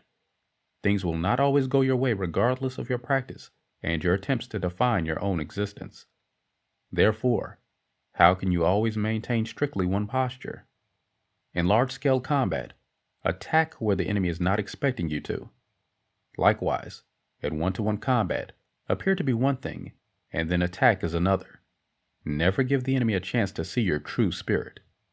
It is easy to lead a horse when you know how to hold the reins. When your enemies are deceived, you will be able to control any situation because they are expecting one thing, and you strike at them with another. It is the same with feigning a punch and throwing a kick. Scaring the enemy. The difference between a half-hearted scream intended to scare the enemy off and a resolute shout is the difference between bragging and making a commitment to attack with the intent to kill. If you constantly scream, you will be perceived as a screamer and not a doer. However, if you maintain a strong and powerful presence and then commit yourself to the attack with a forceful shout, you will scare the enemy and win easily. You win with resolute power and not with false appearances. When you have scared the enemy and his rhythm is confused, you can easily go in for the kill. Use your voice, your body, and your sword to scare him. To frighten the enemy means to make him lose his balance, providing you with an opening into his defenses where he is easily slain if you have the mind to kill him. To flood in. If the fight develops to the point where neither you nor the enemy are able to make the killing strike, you will have the advantage if you suddenly change your technical strategy and proceed relentlessly with your attack. This is called flooding in. To back off and try to regain your composure gives the enemy the opportunity to do likewise. It then starts all over again. When you are in a fight, you are not in a contest to see who can outlast the other in a standoff. This is why you absolutely must train incessantly to develop the proper spirit that will enable you to continue attacking even under dire circumstances. It is not a question of your technical ability, but it certainly is a matter of your desire to win with the spirit of the warrior, something you can attain only when you have acknowledged the way as the true reality for you and you alone. To chip away the edges. Sometimes you must make sacrifices in your attack in order to weaken the enemy and chip away at his defenses. If you find that it is difficult for you to penetrate strong armor, then go to the areas where the armor is weak, and you will eventually break through. There are weak spots in all armor. If you continue to chip away at the weak spots in the enemy's armor, he will eventually weaken and lose balance. The reason there are weak spots in armor is because these are the places that have to be open in order to provide flexibility in the enemy's movements. Go to these areas and slowly whittle him down. When you have the opportunity to go in for the kill, strike with absolute conviction. Do not hesitate. Destroy the enemy. Confusing the enemy. Confusing the enemy is achieved by forcing him to constantly redirect his efforts. With proper feints and thrusts, you can get the enemy thinking about where the attack will be coming from. Causing confusion in the enemy means making him unable to concentrate on his attack, permitting you to come in with a well-executed killing strike. I have spoken before about feinting and striking, misdirecting the enemy's thoughts, forcing him to think the wrong thing, and I will continue to repeat it over and over again. It is essential that you control the enemy and make slaying him a simple thing to do. You should be starting to understand what being a warrior is all about by this time. You must be fully resolved to kill the enemy by any means. You must practice constantly to understand these principles until they become second nature. The warrior attitude is very simple. Focus your mind on your goal, constantly strive to attain perfection, and do not allow yourself to be sidetracked. Think only of winning. You must maintain your own ideals and study properly, or you will be sure to lose the way. 3 fierce shouts. There are only 3 times when you can scream fiercely in combat: before, during, and after. Shouting and screaming are the same as long as they fulfill their purpose, which is to terrify the enemy. At the beginning of a battle, you should shout to unsettle the enemy. During the battle, you should shout during each attack to maintain your own resoluteness of spirit. After you have slain the enemy, you should shout to indicate your winning resolve to honor the spirit of the thing itself. You should practice with a strong inner to outer shout at all times, as loud and as forcefully as you can. Never shout before or after a particular technique is executed, but rather at the moment you are making the strike. This helps to maintain rhythm. The shout and the strike are not 2 different things. They are both parts of the same thing. Think this through. It is most important to understand. When breathing, concentrate on pulling air into the lower abdominal area to develop a powerful source of energy, and never hold back on your shout for any reason. This will build up internal stress that can steal power away from you. On the other hand, do not always go around shouting, because this will make you seem to have no control over what you are trying to accomplish with your shout. Always shout when you go into an attack. Always shout when you are defending an attack prior to reversing the situation. And always shout in victory after you have finished killing the enemy. In this way, you will be able to quickly relax from the tension of battle. To move with the enemy. When you go into the attack, you are essentially telling the enemy that you don't think very highly of his spirit. This is a very powerful attitude and must be developed carefully from much practice and technical ability. When you have this attitude, it is obvious to the enemy, and he will react with hesitation and confusion. In large group fighting, you must constantly maintain the attitude of attack without showing any indication of retreat, regardless of the situation you are in. No matter what the enemy attempts to do not give him a moment's rest. Do not forget that actual combat is extremely fast and demands that you act and react without thinking. Moving with the enemy means not permitting him to regather his thoughts when in retreat. When you permit the enemy to regather himself, you are releasing your control of the situation and allowing the enemy a chance to defeat you. To crush the enemy's body and spirit. Crushing the enemy's body and spirit means you degrade and humiliate him the instant before going in for the kill. Your concentration upon destroying the enemy must be intense and single-minded. What is the sense in fighting if you do not go in for the kill immediately? Any hesitation is foolish and lends itself to boasting. This can get you killed. When you see weakness in the enemy's armor, go at it and do not stop the attack until the enemy is dead. Otherwise, he may recover and be able to regather his thoughts and spirit and turn the tide of battle against you. When you go for the kill without mercy. Your spirit must be enormous. Think this through carefully. The moon and stars. What is meant by the moon and stars is that although both are in the sky, they are two different things. The sky is the attack, and the moon and stars are the methods to be used. There should be no thought about using only one method or the other. You attack with a technique, and it does not work. You try it again, and it still does not work. Switch. You must never rely on only one particular attitude to get a job done. The enemy may be prepared for this technique in a way that you may not have anticipated, so it is indeed foolish to try to continue with it. When you change your technique in the midst of battle, you are essentially becoming better able to kill because your spirit is not being forced into any one position. Reaching into the abyss. Reaching into the abyss means that you must always beat the enemy in both body and spirit. When you have merely beaten the enemy superficially, he may still be able to regain composure and regather his thoughts, thereby strengthening his spirit to beat you. At times it may be difficult for you to continue with your attack when the enemy is not yet beaten in body and spirit, but it is precisely at this time that you must reach into the abyss and bring yourself to the point where you are able to totally destroy the enemy. By reaching into the abyss of yourself, you are able to reach into the abyss of the enemy and slay him properly and with the correct execution of purpose. If you permit the enemy to regain composure, then he certainly will attack again.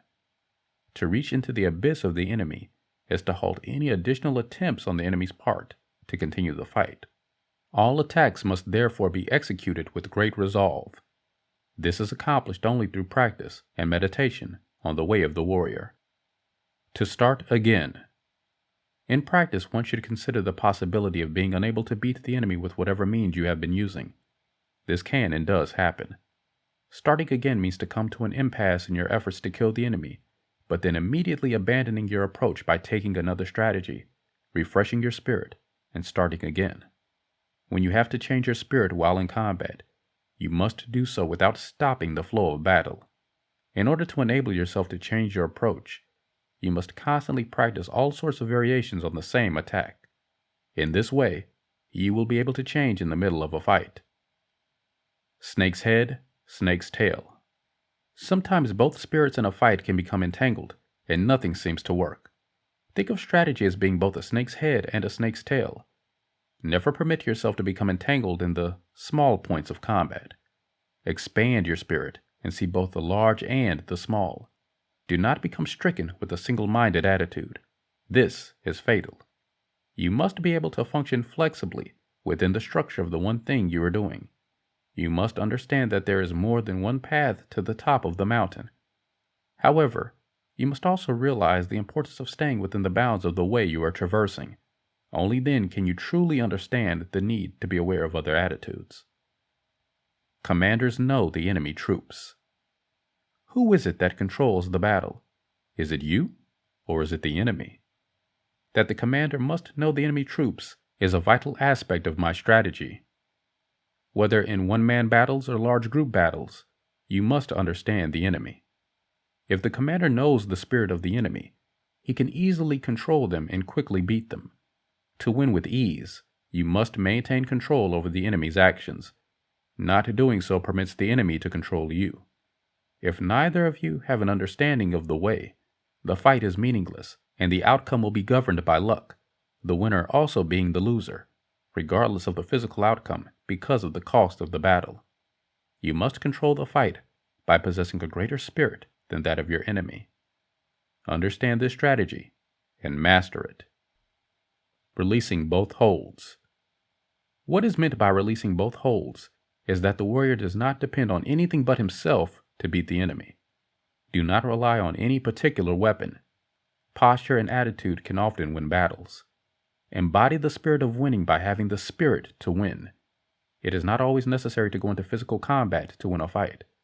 Sometimes you can win by your presence alone. Other times you can win simply by letting the enemy know your intentions. Think this through very carefully. It is the essence of strategy. The body and spirit of stone. When you truly understand the way, you can take any form that you want to. It is almost as if you had developed a miraculous power. You can become as light as a feather, as fluid as water, or as stiff as a board. Regardless of the form you take, once you have understood my strategy, you cannot be beaten by one man or 10,000. Your attitude, no attitude, cannot be stirred except from within. Once you have understood my strategy, you will be a warrior to be reckoned with. Thoughts about my Book of Fire. This book can be considered a path to spiritual understanding for the warrior who truly wishes to understand the way of the warrior. My heart and soul have been devoted to the way of strategy ever since I was a young man. I have constantly studied ways to train my hands and eyes. Through constant practice, I have come to understand the spiritual aspects of my strategy. When I watch men from other schools and listen to them talking about their theories, I can tell they haven't the slightest idea of what my strategy is about. They prefer to act out their techniques and think they accomplish things without proper practice. These men are fools. They try to impress their non-understanding upon the uninitiated. More and more men are practicing this way, and that is why the true way is becoming meaningless and will eventually be lost to all men except through my teachings. The only thing of importance in the way of strategy is the willingness and ability to truly defeat the enemy in actual combat with a long sword. If you understand what I am telling you in these pages, you will never lose to anyone. You will always win. So ends the Book of Fire. The Wind Book. Strategy demands that you know the difference between yourself and others. The Book of Wind discusses the prevalent attitudes among other schools. In order for one school to be compared to another, both must exist. Each school has its good points and its bad points. Some schools use the attitudes of strength, some schools lean towards only one or two types of techniques, and some schools rely on a constant expansion of the number of techniques a warrior uses. The main idea of my school is that it is based on the development of the way through an expression of the spirit, techniques notwithstanding. I want to clearly explain the good and bad points of other schools. My school is different. I care not for the dressings of other uniforms or the growing of small trees, although these things have their place. If the school is primarily interested in building up a clientele and displays the trophies won at tournaments, among other things, it gives the student the wrong idea about the way of the warrior. Essentially, such a school is trying to sell its wares to the public by using the longsword as a means to accumulate wealth. This is absolutely not the way of the warrior. You must understand this if you are to develop your spirit in the proper manner. The spirit of the thing itself revolts against this type of thinking and reveals itself falsely to the practitioner who believes that showing off is the essence of strategy. To be a warrior is one of the most painstaking callings you can choose in this life. Combat is not a game. It is life and death. It simply cannot be otherwise. It is not enough merely to insist upon proper carriage of the body and false brandishing of weapons in the spirit. For while it is obvious that carriage and technique are important, they are not important enough to win fights of a mortal nature. The spirit must be cultivated. If it is not, a tragic shortcoming of awareness in the warrior will result. It is important to understand the reasons and philosophies of other systems in order to truly benefit from my own. I do not hesitate to point these things out to you. Without comparison, you have no reference point with which to judge for yourself and decide how to properly develop your own self. You should study the ways of others to reinforce your own understanding of yourself. Constantly reevaluate yourself. Schools that use an extra long sword. Other schools, because they teach a method that relies on distance between themselves and the enemy, are generally unable to close in on the enemy easily. They are afraid of going in to the enemy and defeating him with one stroke. They think the length of their weapon can offer them additional security in combat. Yet the extra length only hinders their resolve. This alone makes them weak. They are weak, and if they fought someone from my Ichi school, they would very simply be closed in on and defeated. Fighting from a distance without the advantage of strategy prevents the warrior from becoming one with his true self. Fighting this way separates the body and the spirit, and is therefore not effective in fights to the death. Certainly it is advantageous to have the edge in distance or speed, but without proper understanding of strategy, these so-called advantages become weapons that can be used against you. If you truly understand strategy, then you simply do not need advantages as such. You cannot rely on your weapons alone, though you must be able to wield them thoroughly, applying their nature with the correct execution and form. Your resolve must be intense, and your courage steadfast. You must go in to the attack in order to win the fight. This is the way. A short sword can easily beat an extra long sword. Essentially, the weapon in and of itself is meaningless without the proper application of its virtues by the warrior. Keep in mind there are martial arts that have been developed to provide unarmed self-defense against a warrior wearing armor and wielding a sword. An unarmed warrior can beat an armed warrior if my strategy is understood. So again, it is the development of the spirit that carries you through battle and makes you victorious. When a warrior uses an extra long sword, it is difficult for him to come in close and dispatch the enemy swiftly. If a man is unable to function because of his choice of weapon, then he is easily defeated. This does not mean that you should disregard the virtue of an extra long sword. Everything has its value, even if it is not apparent to you. You must always be prepared to deal with every situation, regardless of how you are equipped. This means with the long sword, the short sword, no sword, or an extra long sword. My personal preference is for the long sword. It is important to understand the differences in weapons and the places they can be used. Even so, it is not altogether impossible for someone with an extra long sword to be able to do exquisite battle in an inappropriate place. Consider this possibility. Being aware of the conditions of others does not automatically make you superior. Circumstances being equal, the winner of the fight is still the one with the most resoluteness. It is essential for a student on the path of the warrior never to close his mind to the possibilities of other possibilities. The strong sword spirit and the weak sword spirit in other schools. This passage is one of the most important parts of the entire 5 rings. It is also one of the most difficult concepts of strategy to understand and to come to realize. Your strength is not your own, nor is your speed. Forcing yourself to cut more strongly than is necessary will result in a possible loss of control of your weapon.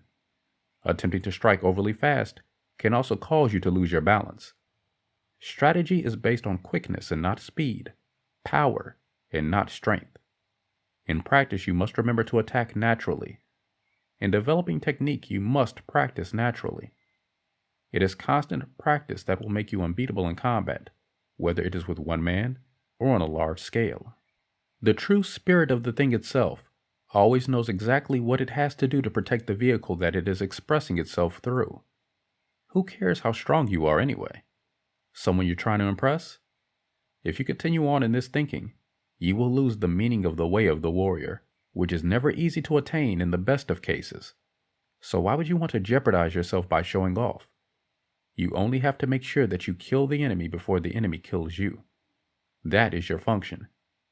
It is the function of the thing itself to perform the technique in accordance with what is really necessary to destroy the enemy.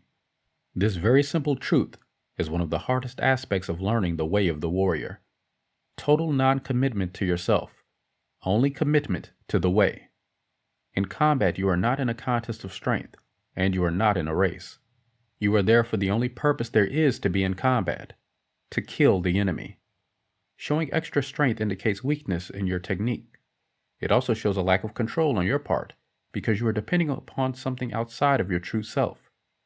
Your own preconceived ideas of what being strong means is not the way of the warrior.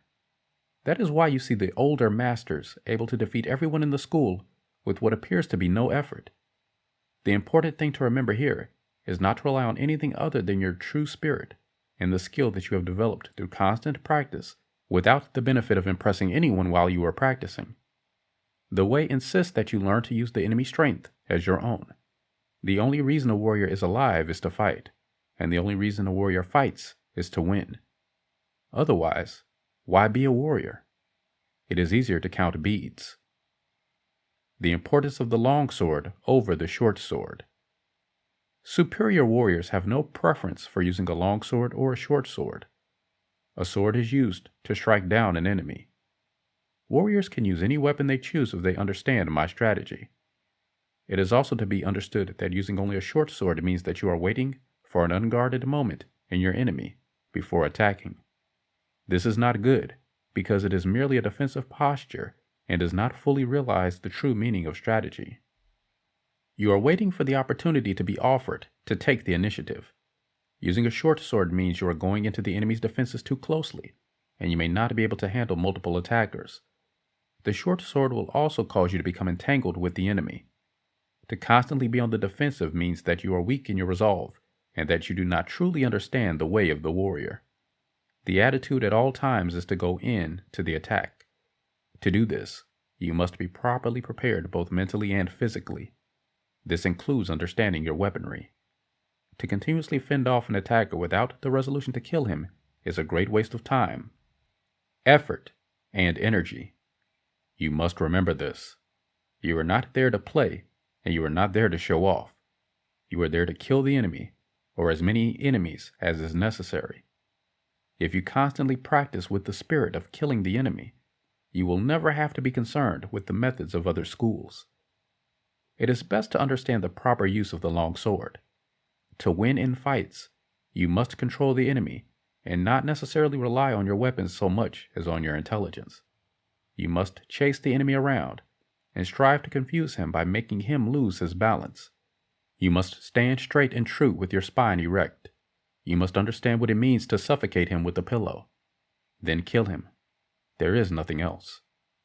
Most people trying to learn a strategy do not understand this for some reason. They think that countering or evading or running is the way of strategy. It is not. Early on in training, your teacher must impart this wisdom to you. If he does not, perhaps he is the wrong teacher for you if you truly wish to learn the way of strategy. The true warrior is unflinching in his devotion to studying his craft. If you are unfortunate enough to have never had this vital concept drummed into your head, consider yourself lucky for having it done now. It is a terrible thing that many other schools do not understand what the way of the warrior really is. Many warriors have had to take a hard look at reality when it became evident to them that they were not being led to the path, but perhaps only being led down the path. Schools that teach odd methods of using the long sword. Clever people do not understand temperance of spirit. Clever techniques shown to beginning students in other schools are very dangerous to the unformed mind. They seek to trick people by dancing and jumping and switching hands. This is stupidity, and it does nothing to enhance the reputation of the warrior. It is because of these people that commoners despise the warrior mentality, for commoners are not shown the true way. Clever people teach that no one can beat them because of their superior technique. They belittle others who have different methods. They try to bully others into following their way. Some teachers think that by impressing students with their own skills, they can convert them to their way of thinking. These are terrible things to do, and I despise those who practice this method of teaching. They do not understand the true way of the warrior. They have probably not had experience in real battle, and only play at what they do. In the heat of battle, the spirit of the thing itself will reveal its disgust towards those who practice in this manner. They will lose the way and be beaten in fights. There is only one way to kill the enemy. The way is to kill the enemy with one stroke. Killing by cutting is totally different from killing by slashing. Slashing being every other way to kill besides that of the warrior cut. Anyone can kill anyone, for any reason, at any time. It is foolish to think that someone who is untrained cannot kill. The way of the warrior is to kill as a way of being, and not merely for the result itself. Strategy teaches the appropriate manner in which to kill correctly, and without hesitation. The intense training that a warrior goes through teaches this simple lesson. Being known as a warrior is a very substantial thing. It is never taken lightly, especially by other warriors, if they are true warriors, and not merely braggers from another school or system. To practice your craft as a warrior takes a tremendous amount of devotion, and you must understand the need for frustration while you are training. Few can understand this, to their discredit. You absolutely must believe in what you are doing, and you must practice it with the intention of laying down your life for it, if the spirit of the thing itself requires you to do so. The reason true warriors are fierce is because their training is fierce. Ponder this over and over. Regardless, you must maintain the proper form and balance while training, and while not training. Maintain respect for others and respect for your own way. Not to do so is moronic. Maintain the proper attitude towards the way, and permit the way to proceed through you based on your own resolve. The method is to go straight in, and it is undoubtedly the hardest method to master. That is why you must constantly practice and not merely take up the sword as a novel way of spending time. You can, of course, if you only want to make a hobby out of attaining perfection. That, however, is not the true way. Incorrect carriage and warrior attitudes. Do not bear false attitudes. False attitudes work best where there are no enemies. In real situations, they can get you killed very quickly. The true warrior does not go around telling everyone he is a great warrior. He permits his actions to govern others' responses. My idea of attitude is based on the principle of the true way, which is to not allow it to be perceived by the enemy. Blatant attitudes such as fancy armor, engraved weapons in battle array, and the like are an attempt to throw an enemy off balance. Yet these things only impress the untrained and irresolute. The warrior's attitude is that of taking the lead in a fight and winning with resolve. You must understand this basic lesson. It is important to perceive the enemy's attitudes, regardless of whether you deem him to be correct or incorrect in having them. You should not judge the enemy's attitudes needlessly. What you should do is use them to your advantage by throwing him into confusion and making him lose balance. This can be your way of scaring him and forcing him to act according to your needs. It is stupid to try to beat his attitude with your attitude. This is another form of bragging and results in hesitation on your part in going in for the kill, the reason you are there in the first place. The warrior always wants to control the situation in a battle. This is why it is necessary to practice diligently to attain the consciousness required to maintain this attitude. It is required of a warrior that in order to follow the true way, he be aware of all possible conditions prior to the actual battle taking place. In this way, he may not even have to do battle because of his superior intelligence based on perception and intuition. It is possible to win a fight without ever having to go into combat. You must understand this. Bearing an attack well, even when you are superior in physical strength, is not the proper attitude for the warrior to follow. Try to understand this. If you wait for the attack, defend against it, and only then go in for the attack by parrying and striking, you are making extra work for yourself. Moreover, there is always the possibility of missing the block. If you approach the enemy with the attitude of defeating him without delay and with utter resolve, then you will certainly be in a better position to finish him off with quicker timing. When you go into an attack and are committed to destroying the enemy, you do not have to worry about being cut in return, and therefore you won't be.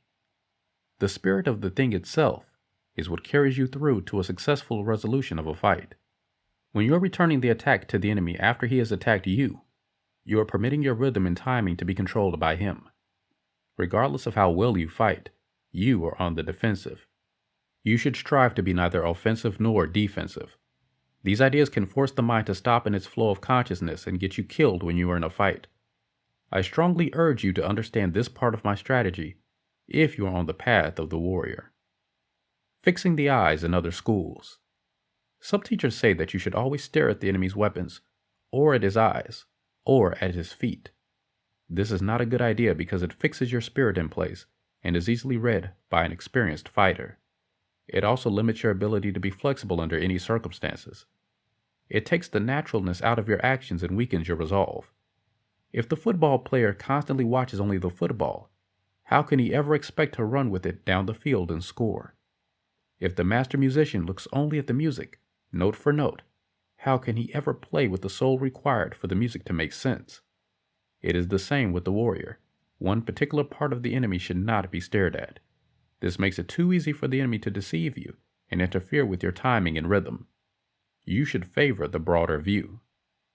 Your eyes should be fixed on no thing. Your stare should be unfixed. When I fight another man, I look through him and think only of making the hit. I have no preconceived notions of which target is the one to aim for. I let nature take its course and permit the spirit of the thing itself to express itself through me and make me the victor. And I never forget to acknowledge the spirit after I have won a fight. This is the true warrior's way. With experience, you will soon learn to ascertain the strength and speed of the enemy. This will enable you to figure out his intentions and determine his skill. Look through the enemy. Look through his heart. Look beyond his very being and degrade him entirely with your spirit. This is what you must concentrate upon. The spirit of the thing itself will guide your hands accordingly and help you to beat the enemy in a fight. Always take the broader view of the entire situation both when you're in a fight and when you are not. Do not concentrate on details. Keep only one thing in mind. That thing is to beat the enemy. In this way, your spirit will continue to grow, and you will always be conscious of your surroundings and the situations that appear. Concentrating on one cart when you are crossing the avenue means that you leave yourself open to another cart hitting you from the other side, because you are concentrating on details and not the entire situation. The same applies to fighting. If you constantly gaze at the enemy's feet, it will be easy for him to strike you with a punch. If you concentrate on the hands, he will kick you. If you concentrate on the eyes, he can easily fool you into thinking one thing while he does another. Always look to the mountain and beyond. This way you will be aware of the broader picture and can easily win if you have the resolve to do so. The stupidity of fancy footwork. Do not attempt to be clever with your feet. Many attitudes of footwork seem to me to be simple wastes of time because their only intention is to get your attention and throw you into confusion. Likewise, when you shuffle your feet or make quick little jumps to the side, or make any useless moves, you lose your advantage against a skilled fighter. Besides, you are not there to dance. You are there to kill the enemy. Again, the emphasis is not on relying on a specific walking or moving pattern. The definitions of the types of walks reflect their users and are to be considered as indicating the spirit in which they are used. For example, a jumping pattern indicates a jumpy spirit, don't you think? When I move in on the enemy, I move with resolve and sure-footedness. I walk in as naturally as if I were walking on the street. I do not differentiate between walking in to attack or walking into the house. My strategy does not permit change in composure, regardless of the ground being fought on. By being sure-footed, I can overcome most obstacles in my path. This way I do not lose my rhythm. When I make changes in rhythm, it is based on the enemy's rhythm, and by moving fast or slow, I can close in on him and kill him. Why would you want to change your basic attitudes towards life simply because a new set of events is occurring? If you take the time to change your methodology in midstream, your spirit has to catch up, regardless of how quickly you move.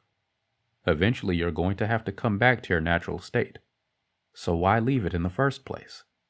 You must maintain a natural rhythm and a natural timing. Anything that you add to or delete from this naturalness will cost you the advantage when you are proceeding to destroy the enemy.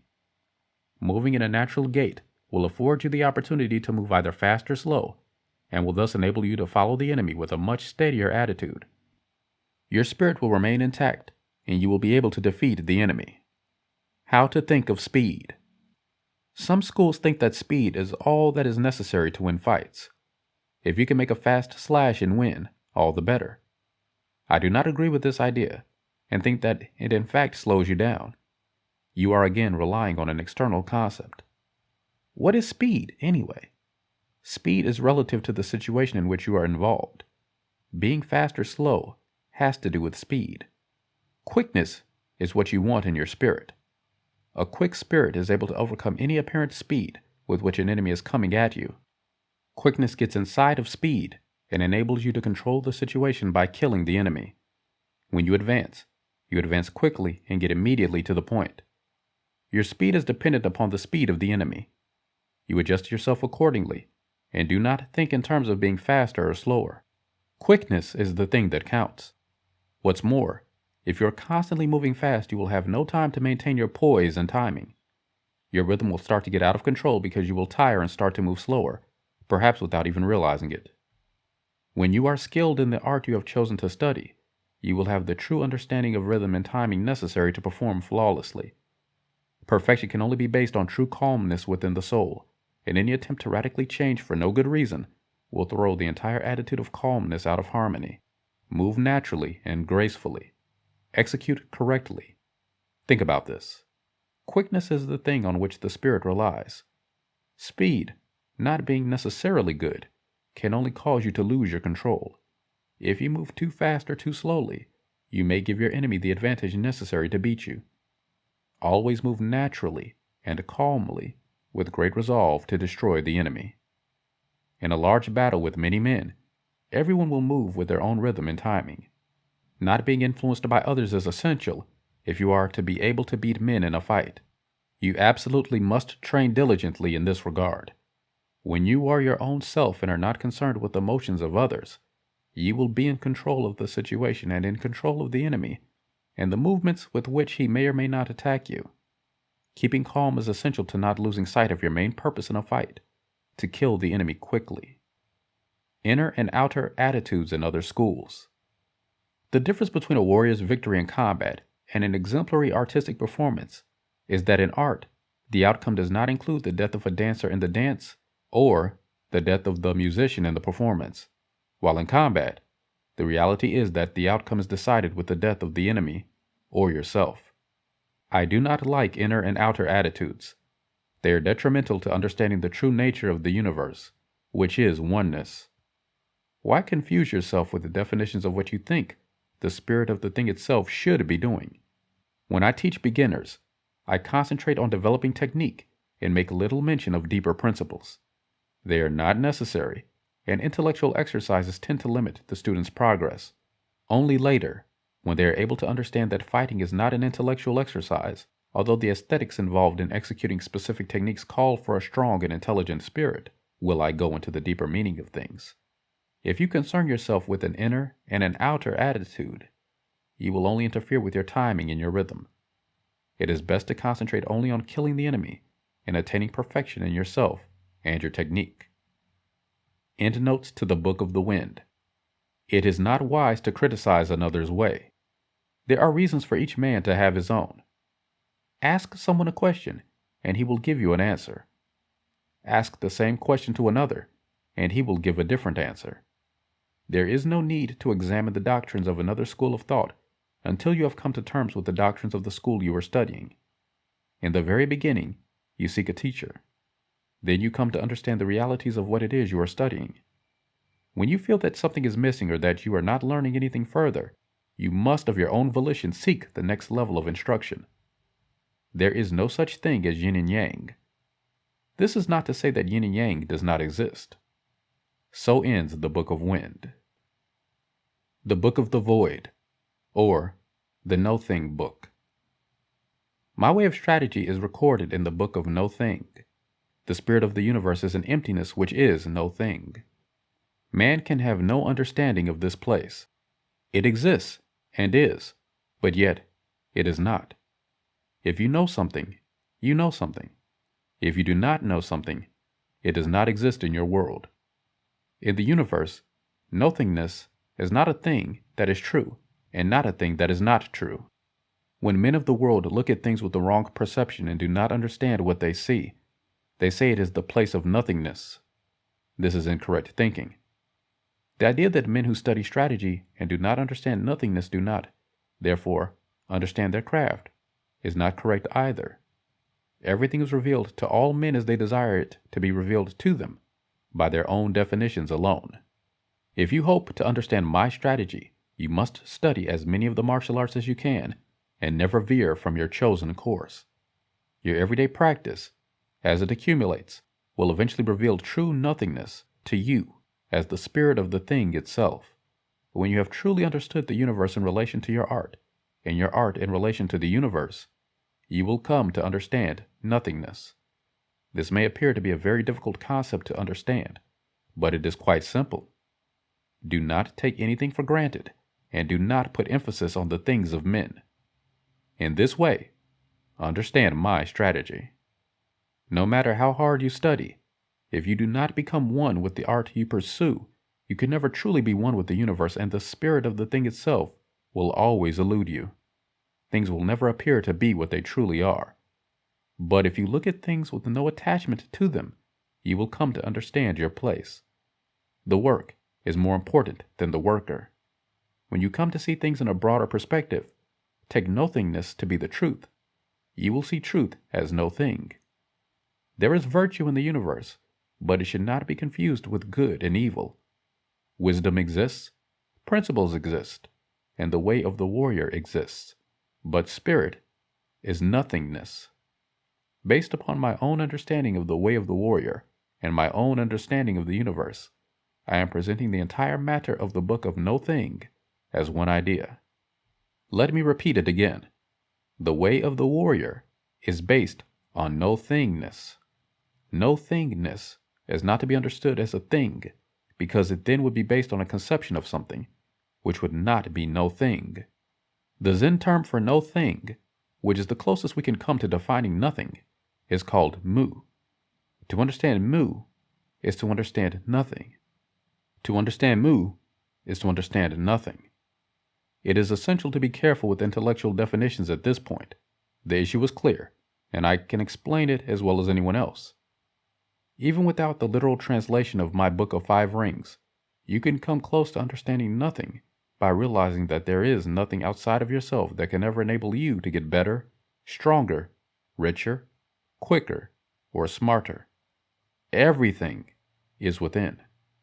Everything exists. Seek nothing outside of yourself. If you understand what exists, then you can understand that which does not exist. This means that although it is impossible to know that which does not exist, it is possible to know that if anything is anything, then everything is everything.